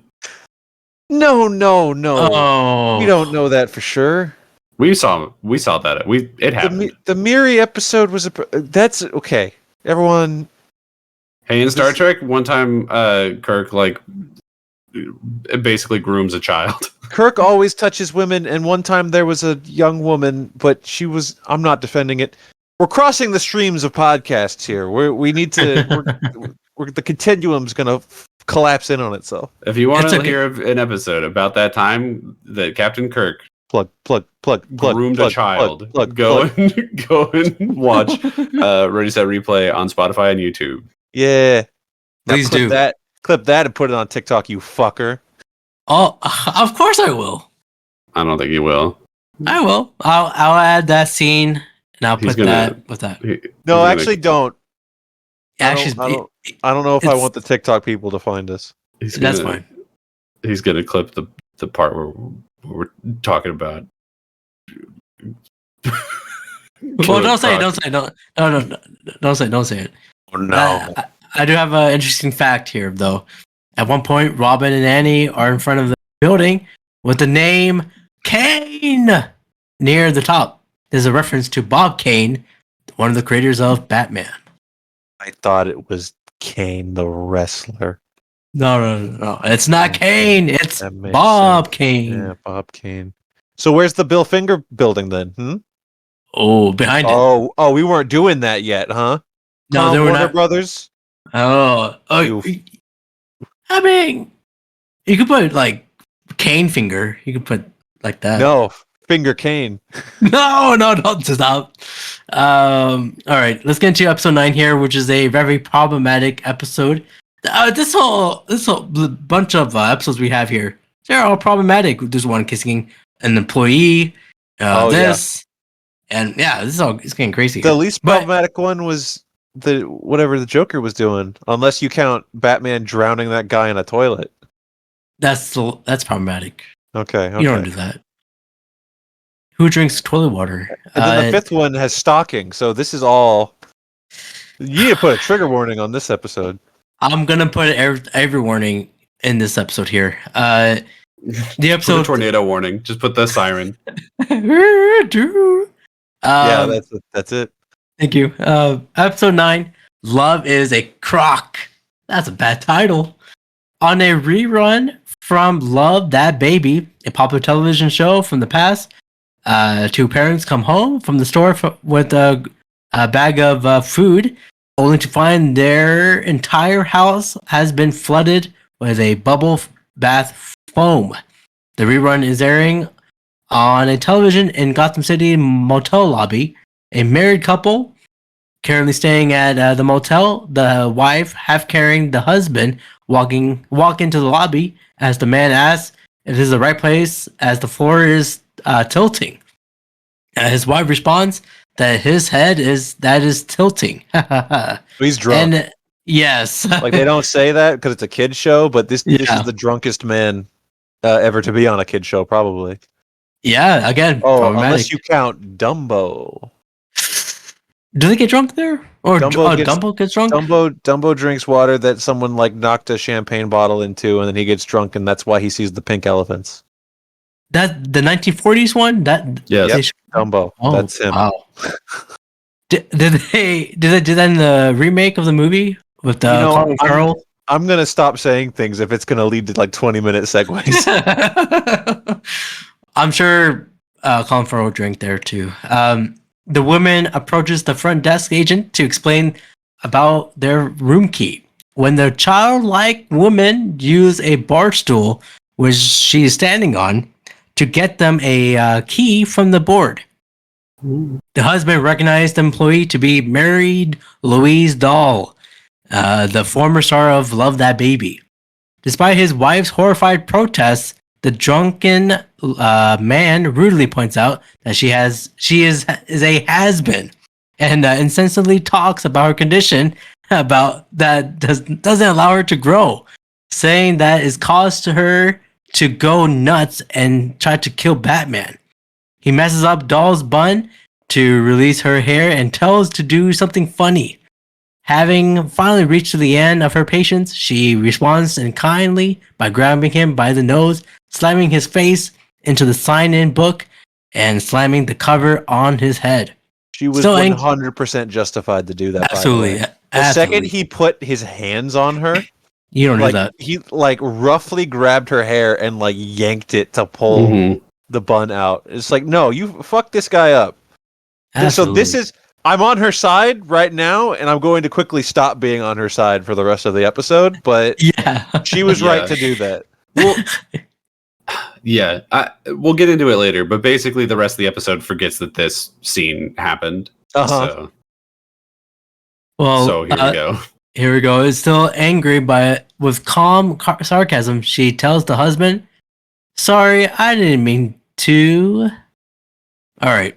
We get a new design of baby doll. What do you guys think about this new look? Oh, it's worse. Mm. Like a lot worse. And like Baby Doll beforehand wasn't anything to write home about. Like we talked about how she felt more out of Animaniacs than she did out of Yeah. Batman. But here, I don't. They put this like big, smooth, like blonde bowl cut on her. It's weird. I don't like it. She doesn't. The original design made it more of a.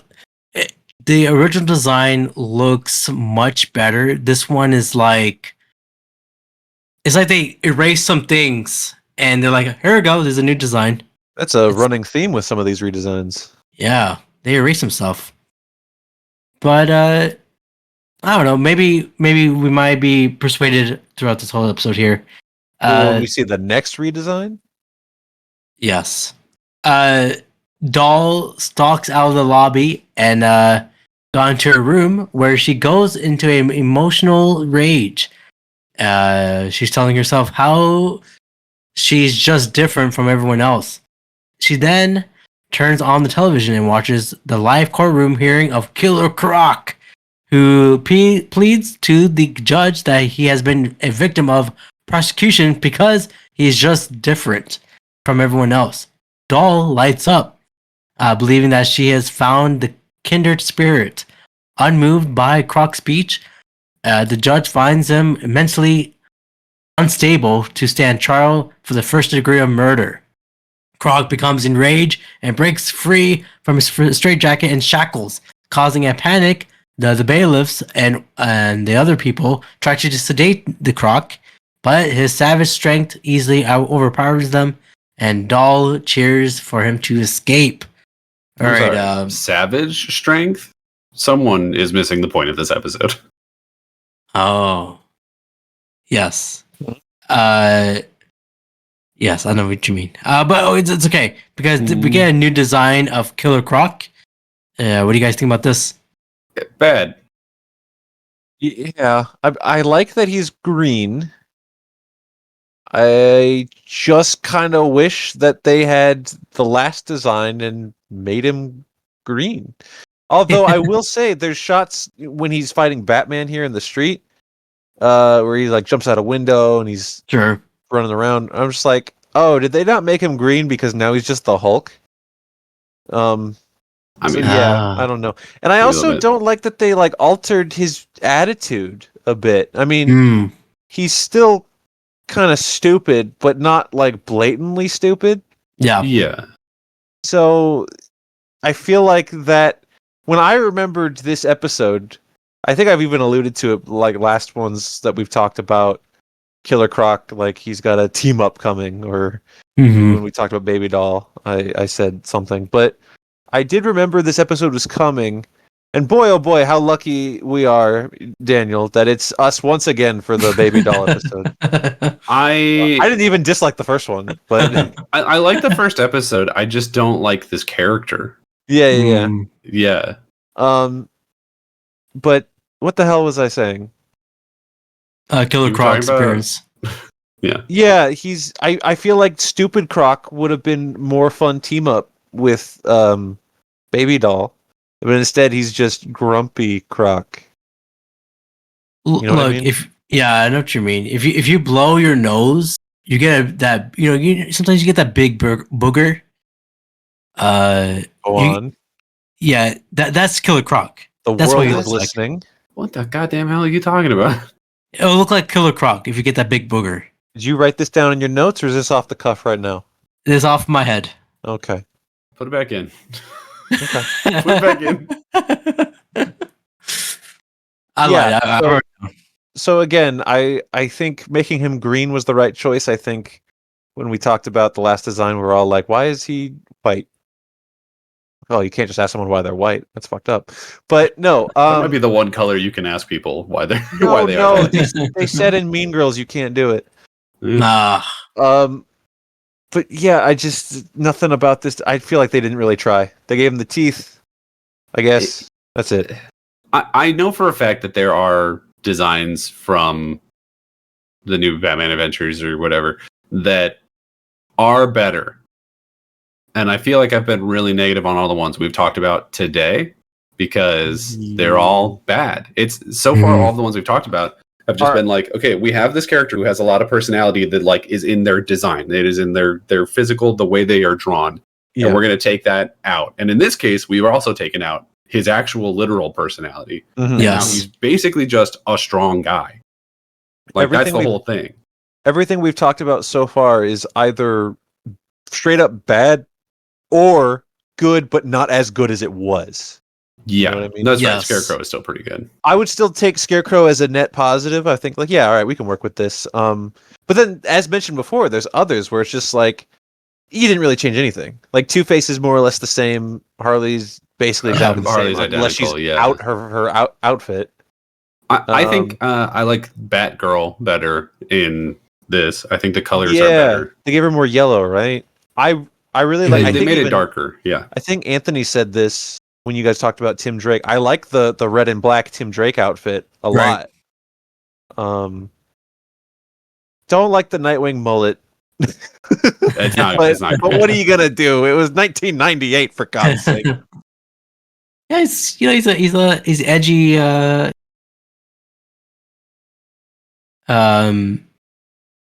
Yeah, probably this Curly Croc doesn't know that he's part of the Federation. Probably took out the gimmick there for him in this season. Now he just eats raw chicken. It's raw. He's not even cooked. Well, Even- he's a crocodile, man. Even Baby Doll's design like has taken away her personality. Because Yeah. her original version, it's like she's just a Looney Tunes character, and now Yes. she's just a small person. Like that's Yeah. all it is. With a big She has shiny that- head. She has that condition I cannot pronounce, but you can say it. You And I don't know what it Milanakis is. disease. Oh, Yeah, there we that's go. right. You know who got a redesign that is basically exactly the same but a little different is Gordon. My dude looks sick. Yes, He's getting Gordon. so skinny. Gordon needs to go to the hospital right now. Yesterday. Yes. That man, you can see the veins in his eyes or in his legs. But all right, let's get into this plot here. I don't even know what you say sometimes. And look, I'm off the meds, as they say. I'm Oh my joking. Goodness. Just like Baby Doll. Like Baby Doll with her condition. Is she at the prison yet? Where are we at? Yeah, Croc jumps out of the window and begins a rampage, but Batman arrives, knocking his head through the grill of the moving truck. Croc frees himself, then catches a batarang in his mouth and chews it up. Meow, meow, meow. Spitting it out at Batman's feet. Croc rips off the grill and hurls it. Dodging it, Batman continues to give chase and manage to tackle Croc into a brick wall. He stuns him with a punch, but Doll has left the motel and arrives at the courthouse just in time to see Batman sedate Croc with the jet injector by capturing him. Later in jail, Croc is being held in a special water tank. A guard brings Doll to see him as a visitor. She feeds him several chickens to his attention. Doll tells Croc that they are kindred spirits because they both know the pain of just being different from everyone else. Croc tells her that he's been sentenced to death the next day, but Doll tells him not to lose hope. Wait a minute. Really? Did I miss that part? Are they putting Croc down? Yeah, Jesus. he was gonna die. But don't worry. But do you trust Doll if you're being put into death? I don't trust anybody here. Well, by the next night, Mary Lou's Doll has officially checked out, and Baby Doll is back, like Keanu Reeves in John Wick. As authorities are transferring Croc to state prison in a police van, a baby doll poses as a child in the middle of the road, causing them to swerve off the road and roll down the hill. The baby doll shocks the guard that are standing and freed Croc. Baby doll hugs her precious and professes her love for him. Croc is confused with her behavior, but he is not about to turn down a great card of get out of free card. Look, this is. You want to try that one again? Get out of jail free card. Get out Yes, of card thank free you. jail. Get out of jail free card. Look, this situation here is very weird. I know she's an adult, but this is very strange. Yeah, it feels wrong. The second we break Croc out of jail is where the whole episode starts to go downhill, I think, because they almost had something here where you have Baby Doll who is judged by her looks, and you have Killer Croc who claims to be judged by his looks. Not the fact that he's a murderer and he eats people. But Yeah. So then she's like, "Oh, I go through what he's going through. There's a connection. Let's like." First of all, they ruin it by like blatantly saying it's a romantic thing. She's like lovey-dovey on him, and granted, he doesn't really care at all. But he's like calling her babe, and like the newspaper's calling them the new Bonnie and Clyde, and like they're referred to as a couple. That's fucking terrible. I don't know whose idea that was. No. Yeah, and it's weird. let's say somebody was like, no, we have to go the route that they are a couple. Then you know what makes that a lot worse is that now she's playing into the "I'm just a little baby" fucking gimmick. Yeah. When by the way, the episode started with "Don't judge me by my looks," and now she's playing into the looks. Yeah. And just doing crime because I guess that's what Croc wants to do. Yeah, her at the prison is the last time that she is not acting like a baby. But I also want to point out that they completely throw out the entire concept, even in this scene, even in the prison scene, where Killer Croc's one form of defense is him being like, "I'm a victim of prejudice. You guys are judging me because I look like an alligator." And then we go to the jail. He's in a goddamn fish tank. Yeah. They didn't give him a jail cell. There's no land. He can't. There's no place in his cell where he could stand or lay down or sleep. That's part of the prejudice. In an aquarium. Yeah. And then she comes in and she's like, "We're not so different, you and I, Spider-Man." And she's like, "I understand that you're not really a crocodile, but I am going to throw you a raw headless chicken because Daniel, I hear you love that." That's what he eats. Yeah, I guess, apparently. But, like, what if he didn't? What if this was written better? I think, definitely what if this episode was written better. I think this one lost the plot almost immediately. But I think they could have done something where Baby Doll thinks, like, oh, he's a victim of prejudice by his looks just like me, because everyone treats me like a little kid or whatever. Even though she's already like kidnapped and attempted to murder people. Yes. And she's reformed a little bit, like she has a job clearly, and she was right to beat up that one guy. But I think Croc, from the get-go, is just full of shit. Like he's like, "Oh, you're prejudiced against me because I'm a crocodile." It's like, no, you murdered people, and you are a crocodile. So I think like she sees something that's not there. Clearly, because even in this episode, he's like goes and hangs out with bar floozies and again, I think they're only really doing crime because like that's what he wants to do, and she's just like, okay. But it's the fact that it's not consistent with, at the very least, her character, and then they put this gross, we're gonna call it a love angle in it that. Nobody and kids aren't gonna think that it's weird. They're gonna be like, "Oh, haha, little lady, big crocodile, whatever." But like, it is. It's not great. It's bad. It's not good for the series here. Yeah, we did mention they live. They should have excuse you. They should Yeah. have just like pivoted her character not to playing the baby thing. Although that is the entire point of her existence. So clearly Paul Dini or whoever was like, We can Let's- see you let's- texting. let's And do you the didn't whole mute we can yourself. see it. Yeah. Yes. Um, Paul Dini with Zatanna. okay. Welcome back to the show. Abrar. Thank you. Sorry, I was coughing. Yeah, we know. And texting. But no, Jesus Christ, man. But I think it would have been better if because when she comes to the prison, she's dressed like a little secretary. Yes. She should have just been like a little lady with a big monster and demanding to be treated seriously while the big monster broke things. I think that would have been better, but that's not what we did. No. We kind of covered this whole episode, but let's get into towards the end here.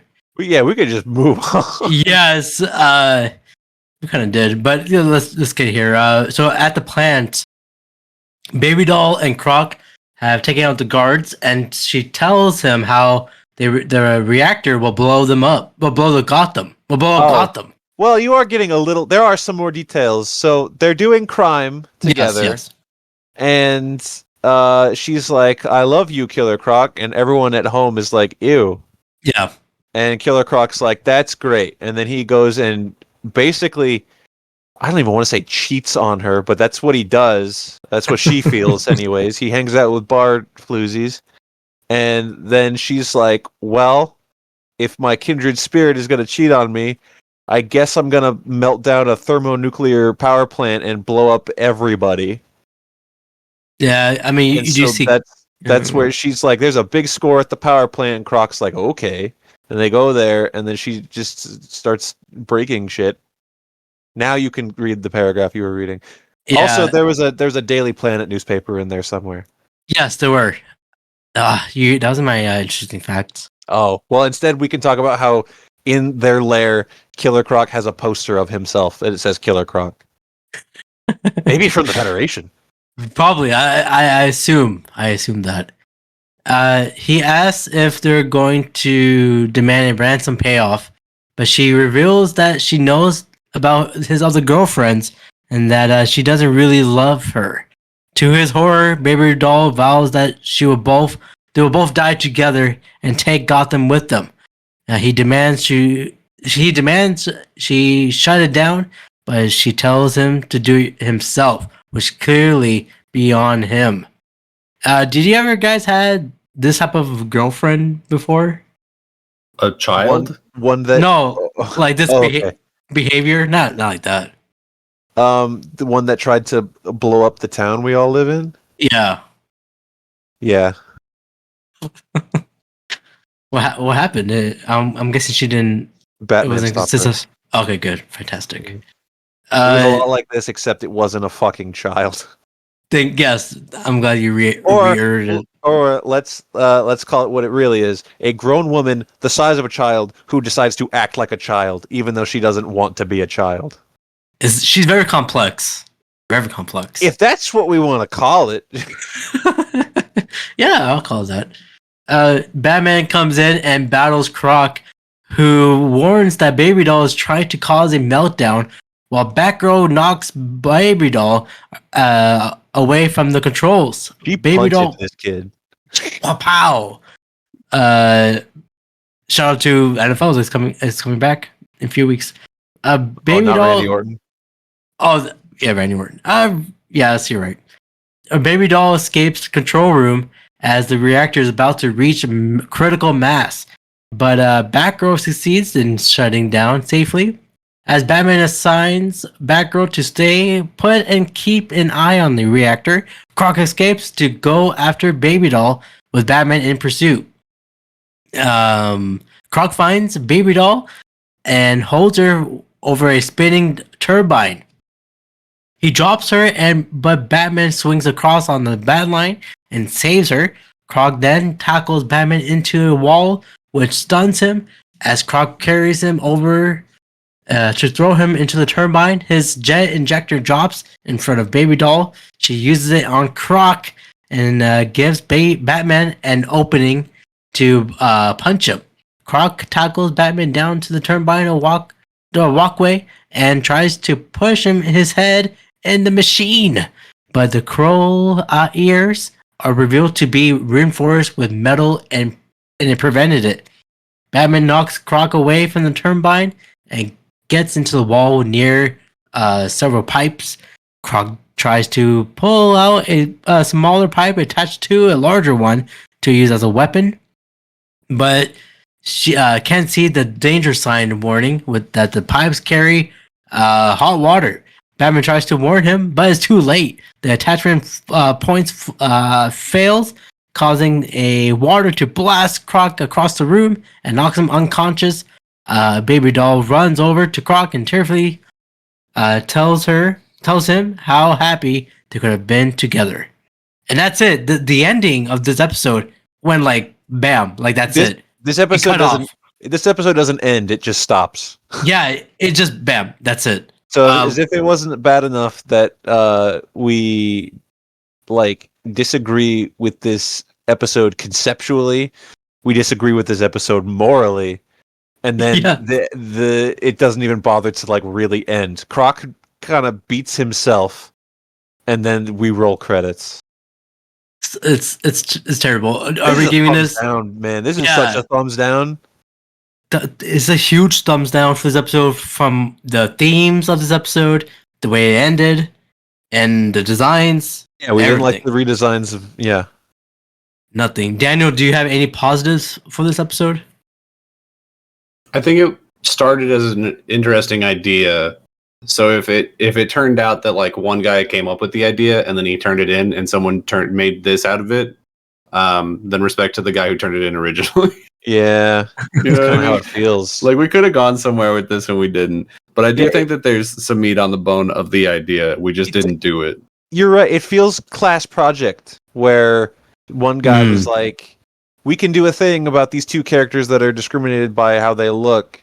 And the two characters we have for that is Killer Croc and Baby Doll. And then somebody like in the next seat was like, "Oh, Baby Doll, she could have a little taser gun, and she can we could have this big fight in this place. She's gonna try to blow up the town." And he's like, "That's not really what I was saying, but well, you made it. So good job." Yeah, it's a huge thumbs down. We need to erase this episode if we can. Whoa. Don't erase art. Come on, man. What are you doing? I'm sorry. Okay, well, for those listening at home, I need to point. You can't see this, and for that, I apologize. But Daniel has posted in the group chat that we share a toy of Killer Croc. It's a newer toy. This is from that new McFarlane, well, not relatively newer line. It's Killer Croc. It comes with Baby Doll. Unfortunately, it's these designs, of course. But it also comes with a chicken. Mm-hmm. Comes with a little... I don't know. That chicken looks a little too cooked for Croc's liking. Yeah, it looks... It's like when you know when in Friends where Monica puts the chicken head on top of her head. Okay, yeah, I do know what you're talking about. Yeah, yeah, it's like that. It looks like that same one. So it looks like a chicken. Yeah. Okay. And I'm pretty sure that she put a turkey on her head because you couldn't fit a chicken on a human head. It was a turkey. Yeah, it was a turkey. Well, let's get into our last episode, guys. For this episode here, episode 10, The Torch Song. All right. Bruce Wayne and his date, Shannon, go to a concert and sees Barbara Gordon there. Both surprised to see each other. Before the show, the star Cassidy has an angry confrontation with her show's pyrotechnics expert, Garfield Lenz. I'll just call him Garfield. Apparently, the two dated briefly before Cassidy broke it off, but Garfield refuses to accept this. In anger, Cassidy orders him fired before going out on stage. Do you guys like this chick of Cassidy? I liked her until she started performing. Well, we'll get into that. Well, she looks good. She reminds me of like those '80s singers. I was Or maybe wondering like- if she was supposed to be somebody.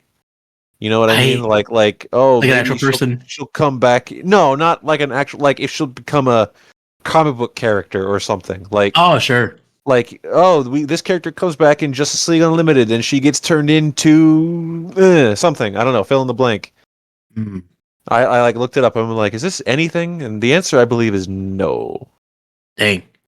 It's a Well, Alanis then- Morissette. Oh, well, Daniel, do you like this Cassidy here? Not really. I don't know. It's there's really nothing to the character, I think. So Yeah, she's just. I mean, she's got a pixie cut. That's cool. You don't see that often. Not in the show, at least. Mm-hmm. Until wait, I think Catwoman has that now, right? Yeah, she has shorter She has hair. a shorter, yes. shorter black hair. Okay, so someone along the line was like, "We need to start giving women shorter hair." So I mean, it's easier to draw. It- You know what? So much of this might come down to that. Now that we're really looking at it, like That's why stop they used drawing all to, these extra lines on people's faces. Smooth everything out. Yeah, well, that's why they stopped drawing. Like in video games, they didn't do long hair on anybody for the longest time because it was hard to animate. So I assume it's basically the same thing here. As they, I don't know what changed between the new Batman Adventures and the old Batman Adventures or whatever the fuck, but it's pretty clear it's not doing what it was supposed to be doing. We would need to either look it up or have Anthony here, and we're not. I'm not looking it up, and Anthony's not here. So That's okay. No worries. As the show starts, and in a rage, Garfield overloads the stage pyro, creating a rising wall of fire around Cassidy that drives the band away and traps her. Bruce tries to intervene, but suddenly Batgirl appears to rescue Cassidy from the fire. It's like if Cody Rhodes did pyro, it would look like this. yeah, because he's got a lot of pyro. Yeah. That was good. Thank you. Afterward, Harvey Bullock and the police storm Garfield's apartment with a warrant for his arrest. Garfield is gone, but they get a look of his apartment and it's covered with Cassidy's posters and merch. As Cassidy's apartment, yeah. Did we talk about the child that Bruce is here with? Oh, his date. Don't throw this allegation at Bruce. Oh. She appears to be the same age or younger than Barbara, who he also runs into at the concert. Yeah, that's true. But yeah. he does also, thanks to who was it? Who is it? Who's the one that ships Barbara and Bruce? Not me. Which one of these fuckers on this show does it? I don't think. No, we didn't. Bruce Tim. It's Bruce Tim, right? I don't Yeah. remember. There's one of the movies I don't know. Yeah, there was a thing recently where they hooked up and everyone was really uncomfortable with it. Well, it was the Killing Joke movie, but then also in Batman Beyond, they like say that they were a thing for a minute, and I hate it every time. I'm always firmly against it, and honestly, like them bumping into each other, meet cute style at this concert, reminded me of all of that, and it pissed me off. But yeah, what are you saying, Abrar? No, I mean, if Gordon is okay with Bruce dating his daughter, I think it would be fine. But yeah, it is kind of weird to see. That's weird. It is weirder for him to be in a relationship with a potentially even younger child who's just appeared out of nowhere. Well, maybe, but I at no point think that any of the random women he's ever seen with in these episodes does he actually like care about dating. It's all a Bruce Wayne appearance thing. But And the previous versions made that more clear. The women are always like, "Hi, Bruce," and he's like, "Oh, I'm going to go to the other room." But here he's in his black turtleneck. He feels very midlife crisis in this scene. I'm not going to take that away. You are correct. Damn. But it is implied that they've been together for a minute too, though, because when they bump into Barbara, she's like, I know you're a fan of this dumbass, and he was like, oh well, what's her name? Sarah, Shannon, something like that. Shannon. He's like, well, he like calls her by name, and he doesn't like introduce them or anything. It like the implication is that Barbara knows that he's dating this girl. Yeah, but I don't think that means he's like he cares. It's just like I gotta go be Bruce Wayne outside so people know, and of course Bruce Wayne would have front row tickets. So he's some Leonardo DiCaprio 25-year-old. So he's just holding up a minor in a like weird romance-less grooming situation. There's no proof that she's a minor, first of all. No. How old do we think Barbara is? She's like she's older now than she was before, and she was in college before. She's probably like 30, 39. I wouldn't say 30. No, I wouldn't say she's 30. I think Barbara's like 25, 26. Barbara's like maybe 26 sounds right. So if Bruce Wayne, who if we believe is I want to say 40 maybe? Is that too generous? I think that's too generous. 40 feels about right. We're going to say 40. Okay. So 40 with a 26-year-old. Is that I mean, okay. That's this girl fine. I think this girl is definitely younger than Barbara. Well, that would still put her at like she could be like 22. And is that weird? Yeah, Yes. a little bit. Is it wrong? Not necessarily. It's not illegal. And is it par for the course for a millionaire to do? Yeah. Yeah, So, but not when the millionaire is our protagonist hero. I don't know. I don't think it's as blatant as you're making it out to This be. is the equivalent because this is so they go to this like pop star thing, right? But it's Yes. like this would be like if me or you started dating a girl and then like No. Say what you and then wanted to she- say. and then Me or she you was started like- dating each other. Say it. yeah, if me and you were making out, no, because neither of us would do this next part. Is if we were dating somebody and they dragged us off to like a Charlie XCX concert or like a what's her name Tate McRae concert. Yeah. You I don't know would who be that the second oldest one is. motherfucker in that crowd, just like he is, and it would be awkward as hell. And everyone would be looking at you like, "Are you her dad?" I don't know if I would. I don't know. I don't have the answer for you. We'll find out in a couple of years, maybe. I would maybe go to a Chapel Rowan concert. She's cool.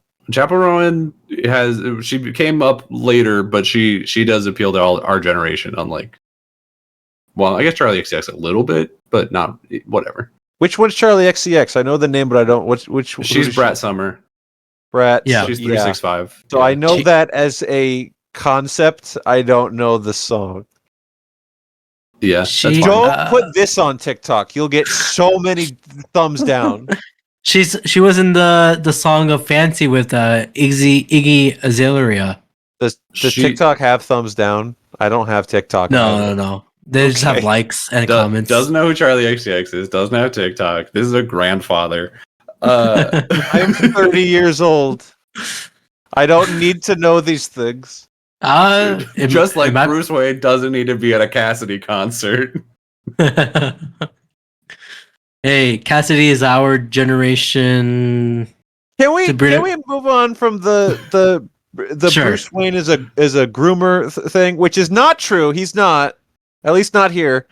And he's also grooming kids to be like vigilantes a little bit. Just That's like a little cool bit. though. That's base. Just Come like on. a little bit.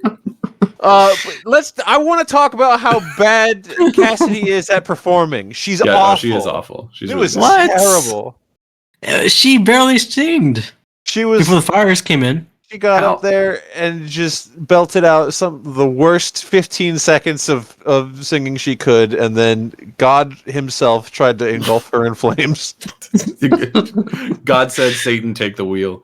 Oh, jeez. Yeah. How far removed is this episode from like the Hex Girls movie from Scooby Doo? Oh, Like, how Steve. did we fall so far? Oh. I don't know the second name Tate McCree, is that something? Tate Jay McRae.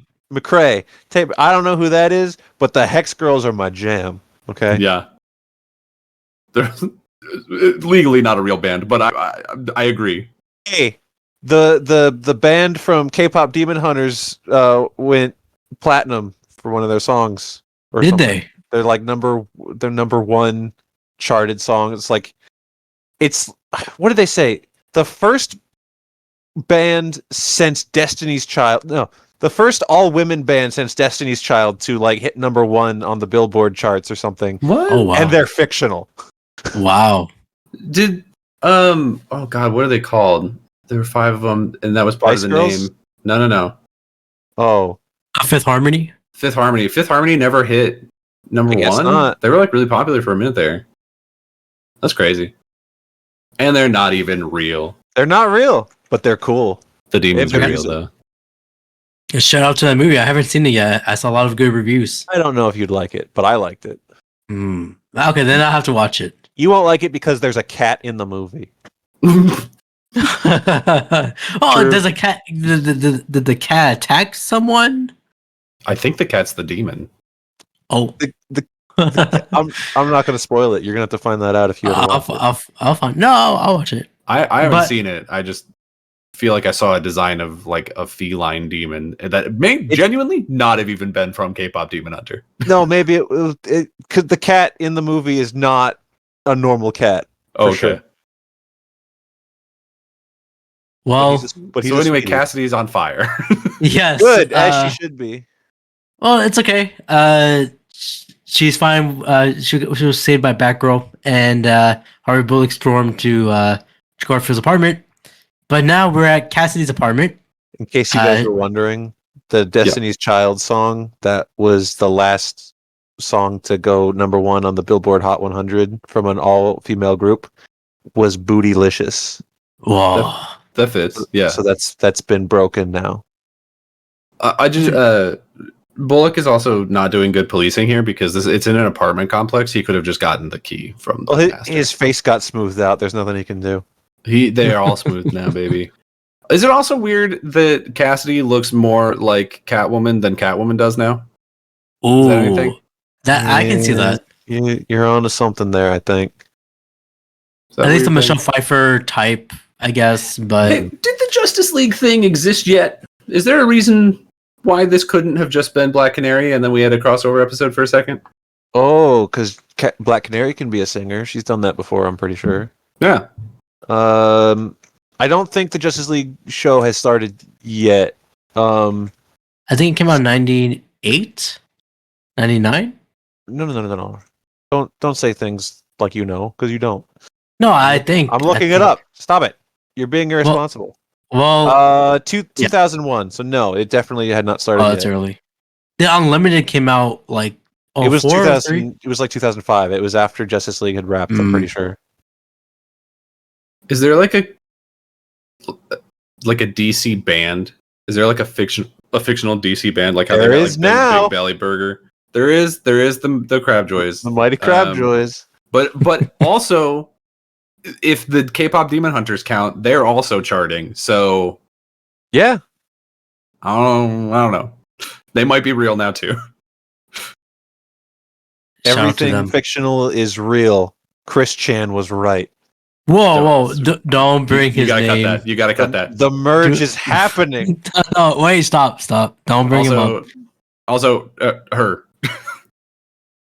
No! Don't do it. Who misgendered? It wasn't me, was it? I think it was both of you actually. Not Oh, that, really? I mean, you know. I said Chris Chan was right. The merge is happening. I didn't say any pronoun. I thought you know said what? the purge. Go ahead and cut this the whole time. cut no, the it's whole okay. thing. I won't. At Cassie's No, At it's Cassie's- okay. at Cassie's apartment, she is taking with her agent Frank and there's a feather on my. You gotta. How did? Okay, don't worry about it. Go on. I implore you to edit this one. No. Please. We've dillied and dallied too long. You gotta move on. Okay, Frank, he receives a letter that burns up in her hands. Unnerved, she makes an appearance at Rock City with other musicians, but Garfield appears, now dressed in a fireproof battle suit, calling himself Firefly, and shoots fire bombs. All right, guys, Firefly works for the IMF, sending self-destructing letters. Oh, don't say that. But this is our first introduction of Firefly. What do you guys think about this Pyromaniac? Like I've never been a design-wise? huge Yeah. Firefly guy myself. It got canceled too soon, but otherwise, Serenity was cool. I actually really like Firefly. I was just saying that. No, but the character of Firefly, I've never been like huge on. I like him in the one Arkham game that he plays any amount of a role in. Yeah. But otherwise, he's just not a character that I like see anywhere ever. This design you gotta not watch great. Batgirl because he's the villain in that. No, the TV you show Batgirl. No, you gotta watch Gotham. She was in that show. Oh, she was in that. That's right. That's a different person, though. Obviously, it's a lady. Yeah. But she also didn't do much. She was in like a handful of episodes. A few episodes. we're gonna pause the episode right now. We're all gonna go watch Batgirl. Firefly is played by Brendan Fraser. That Not movie doesn't that. exist. No, that movie exists. We're just not allowed to have it. Oh. Firefly showed up in one episode of Arrow. I believe that. What- He was a guy that dressed up as a firefighter and started fires, and then at the end he lit himself on fire and died. That's pretty rad. That's Yeah. not That good. was like season 1 too. Oh, jeez. Yeah, no, I mean, I agree with Daniel. I think, and I say this a lot throughout us watching this show. I think one of the best incarnations of this character is from Arkham. Yeah. He's horrifically burned, obsessed with fire. He flies around in his little jetpack. Here he's okay. He's just kind of like, I'm a pyrotechnic, and so I'm gonna light you on fire. That's it. That's all this episode is. Yeah. He's not like a computer tech like Ice Cube in War of the Worlds. Mm. You didn't have to bring that up. You didn't. You know what? I think you just not release this podcast. Sometimes you bring things up, and I'm like, oh, I think he said that so that he could put like the tag of it in the description to like lure in more viewers. Maybe I never thought about that. But no one's clicking on it. That's nefarious. for I Ice assume Cube he for just the does it to Worlds. pop me Uh, because he knows that I've watched that movie because he told me I had to. why did you? He was watch like, it? We're We're off topic. Anyway, You have this is- to watch it. this is just another design, the Firefly design, to get back on track. That Yes. feels very minimalist and very like we have to draw it fast. And I don't want to be like, rude to the idea of doing minimalist design. There's a lot of very minimalist designs that can be very good. That's Mhm. not inherently a problem. But it does feel weird when you take all of the characters and you just pull all of the elements off of them, and then we get a Firefly who looks like he's wrapped like a baked potato. That's weird to me. A little bit, yeah. Shiny. I would eat them. I love baked potatoes. You Well, would eat him? yeah. Man. Firefly is not halal. Baked potatoes are. Baked potato. Can you prepare no, move on. No, I can't. I can't. No, there's no. Not you personally, but if somebody prepared a person the way you would prepare a halal meat, No, it won't work. It doesn't work like that. probably humans are probably in the same vein as pork, I would assume, where it's just like it doesn't matter, just don't eat that. They do Yeah, call just- people long pig, so Yeah, I saw a documentary where pigs just eat their own like piss and. Well, yeah, but shit. you do that, so does Bear What? Grylls. Oh, then he's not. He's Don't eat not. Bear Grylls. I won't eat him. All right. While on patrol, Batgirl remarks to Batman that it's been a quiet evening until they see Where's people Batman? fleeing the Rock City building. Batman and Batgirl appears to save Cassidy, but Firefly manages to escape. Batman shows up at Cassidy's apartment to find out why Firefly is after her. She fills him in on their past relationship and asks Batman to be her personal bodyguard, but he vanishes to her dismay. I do just want to throw in two really quick things that you skipped over. Number one, Firefly has a lightsaber. yeah. Yes. Is that? No, I think Abrar's still before that part. Is he? I think Yeah, he is. That comes later. We've been faffing around so much. He's still like right after the concert. Oh dear God, move on. I know. Trust me, Daniel. I also want to talk about his lightsaber, but Okay. Batman and Batgirl investigates Garfield's hideout and discovers, as you said, an arsenal of pyrotechnic weapons. While looking through them, Batgirl pulls a lever that triggers a booby trap, igniting a firebomb that starts to consume the entire building. This is where the whole building exploded. Do you guys like this animation? It showed No. how. I want to talk about it for a second. Sure. First, I'll say, because we were just talking about The lightsaber. his design and how it's not very Sure. great. I'll say one thing it has going for it. There is a close up where you see how bulbous the eyes are. Yes. That's good. That works for me. Hmm. When you're in a wide shot, that doesn't really come across though. So every time throughout this episode that we're in a burning building, which happens more than once, do you remember episodes and episodes and episodes ago where we complained about that rain effect that they just threw on top? They did basically the same thing with like a heat wave smog. Every time we're in a burning building, the entire episode just goes like fuzzy blurry. Yeah. And I'm like, what the hell am I even looking at here? It was so ugly. You're right. But also, more importantly, I have confirmed that the lightsaber did already happen. The lightsaber was when they were leaving the Rock City place. It was before they showed up at her apartment. Oh. So we can talk about how cool the lightsaber is. Okay. Legally. How cool is it? It's pretty cool. It's made out of fire. I like it. Yeah. Also, Batman falls like 5 million feet. And then he's just kind of okay. He does that. He's fine. Man. But at least in the explosion, the colors look pretty good, I think. Even with the smog and stuff. The red and orange kind of shines up. Kind of like it pops on the screen. Yeah. No. I have no issue with the way they draw fire. I have issue with them making the whole episode blurry. Maybe they should not do that effect again. I agree. But will they listen? They exist 20 years ago. They can listen. More. 30 years ago almost. Hey man, that's not right. I'm 30. Oh, 30 on 30. Oh, ESPN. They don't make those anymore. At the studio, Cassidy is rehearsing when smoke starts to fill the room. Coughing. Cassidy is led out. Coughing. No. Smoke. Yeah, he does. Cassidy is led out by a man she thinks is her agent, but realizes it's too late. It's a Firefly. Dude just kidnaps her. Unable to contain the fire, Batman and Batgirl escape out of a window, but Batgirl is injured by falling debris. At the Batcave, Alfred attends to Batgirl's wounds, while the news reports Cassidy's abduction. And the police have no idea where to find her, but Batman picked up a matchbook at the hideout with the name of the paint company on it.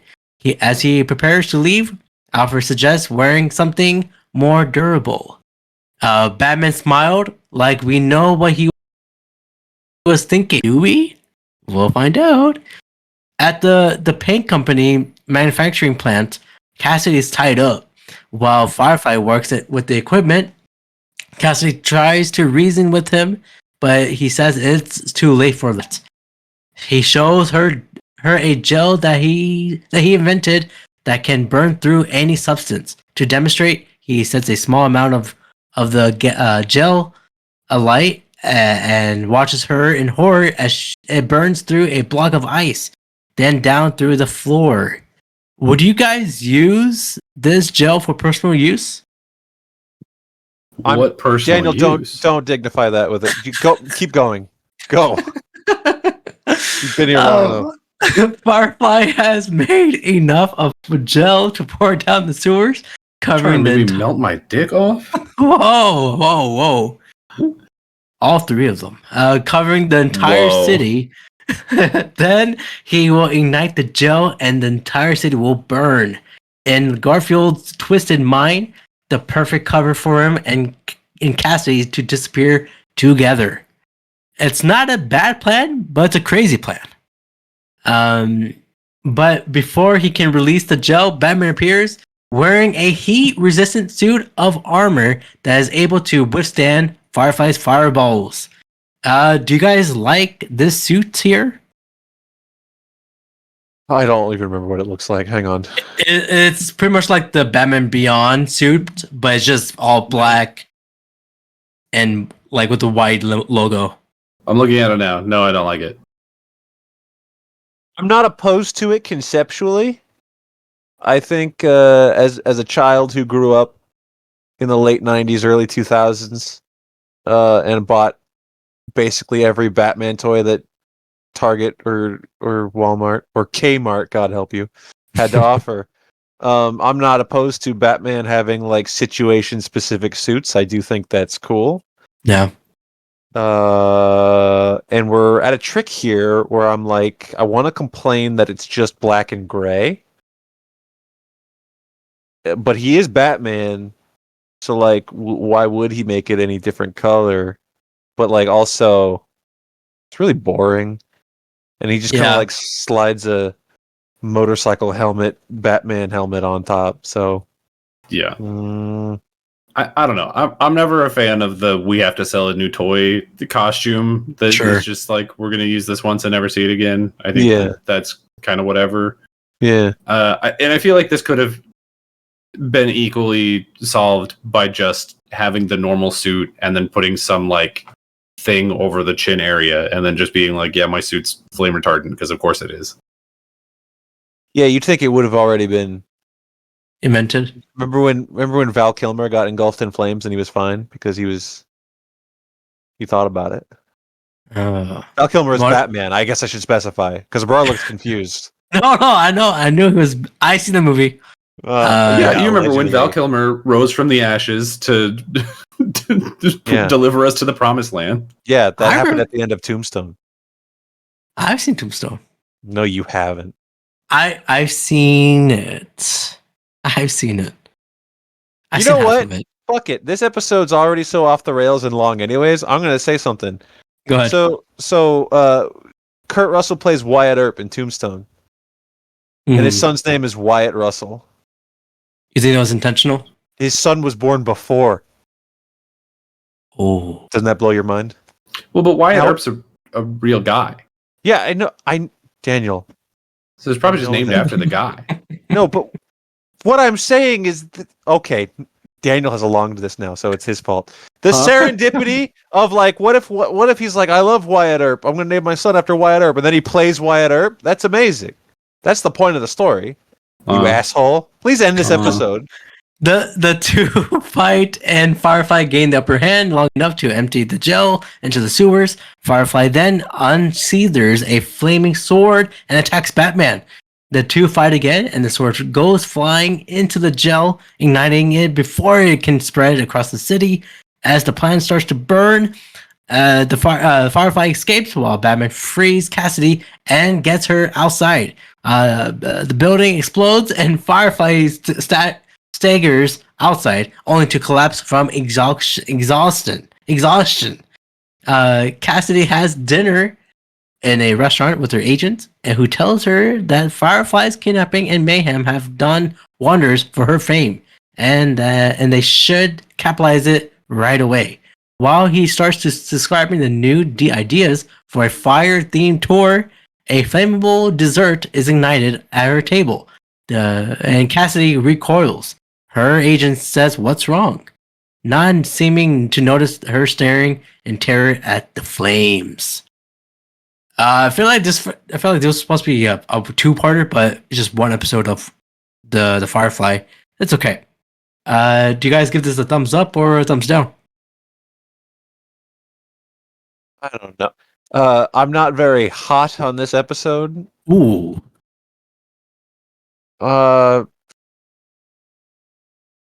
Genuinely, I don't know. I mean, we got a new suit of Batman. We saw Cassidy's. We didn't like that. I thought it was okay.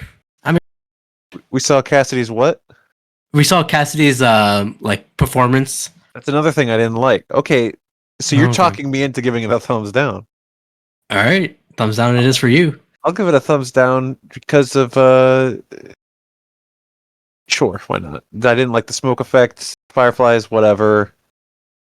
He's a villain I want to like more, but what has he got going for him? Just fire. What about you, Daniel? Do you want to date Cassidy? Yeah, I would date Cassidy. That's kind of unrelated to whether or not the episode's good, but yeah, why not? She seems all right. I mean, I wouldn't listen to her music, but I would tell her that I did. Why don't you just be lying? Yeah. Mhm. All good relationships are built on a foundation of loving lies. Mm-hmm. Yes, honey, Ooh. that looks great on you. Oh, sounds like you're about to make a ABC Family sitcom show. Oh. I'm gonna give this one a thumbs down. The tilting point for it is that the fire effect makes the entire episode look like it's in 720p for some reason. Mm-hmm. Otherwise, I'd give it like a thumbs up, but just not a strong one because I don't think the episode's like necessarily bad. I don't think there's anything wrong with it, other than that one effect that just is like, why? It just makes it so that like half the episode looks so much worse for seemingly no reason. It's still not the worst episode of this bunch we've watched. That's No. Love is Croc. No, yeah, the grooming in this was not as crazy as that one. Just Yeah. some light grooming. Just some light grooming. Probably this season, Love is Croc is probably the worst episode at the moment. I don't know. I don't remember enough to say that definitively. What if what's his name? Nostromo comes back. Oh, look, if Nostromo's come back for season 3, I'm gonna give it a thumbs up automatically. Okay. All right, man. I won't stop you. Thank you. I do have an interesting fact for this episode. That's a big one here. Firefly was one of the few major Batman villains not to be introduced in the first 2 seasons. The producers had intended to use Firefly in an episode of the original series, but Fox wouldn't allow it due to the pyromaniac nature. When the time had come for the new Batman Adventures to air on Kids WB, the rules were less strict, allowing Firefly to be introduced. That also explains why we had a drunk guy in the last episode. Yeah, WB kids at least they didn't care. All right, guys, that was it for episodes 6 through 10 here. Next time we hear us from, we'll be talking about episodes 11 through 15. We're halfway of season 3. It's bittersweet. Right now, we're not liking these episodes, but hopefully it'll get better. Other than that, we liked some of them. We like didn't like the last 2. yeah, that's true. Well, it's okay. What about you, Daniel? Where can they find you? You can find me at my podcast Ready Set Replay on Spotify and YouTube. All right, and you guys just released a new episode, right? Is that correct? Yeah, we talked about the Emmy nominations and how Paramount is doing a lot of stuff, including being low-key kind of evil. I mean, if you guys watched the Nathan Fielder his new series, he kind of like tackles on that too. What about you, Skyler? You can also find me on that same podcast because that's where I live. All right, that's where you live, and you guys of course can follow. You should specify that's Ready Set Replay, or on Twitter that's at RSR_POD. Yes, everyone follow Ready Set Replay. They've done a tremendous work on their product. I appreciate for them to stop by and say hello and be on this Bat rewatch I've been doing here. I appreciate you guys. So thank you. I appreciate you. Thank you. You can follow. that Jets hat Thank you. We just So that lost we to the know. Giants. to make fun of you every know. week. I know. We just lost to the Giants in the preseason game. It's okay. It's a preseason game. Preseason doesn't mean anything. No, maybe to me. You can follow this podcast on Spotify, Apple, all of that. Follow me on YouTube. I'm almost to 200 subscribers. It's crazy. I don't know how it works, but thank you guys for subscribing. Other than that, I'll see you guys in the next episode.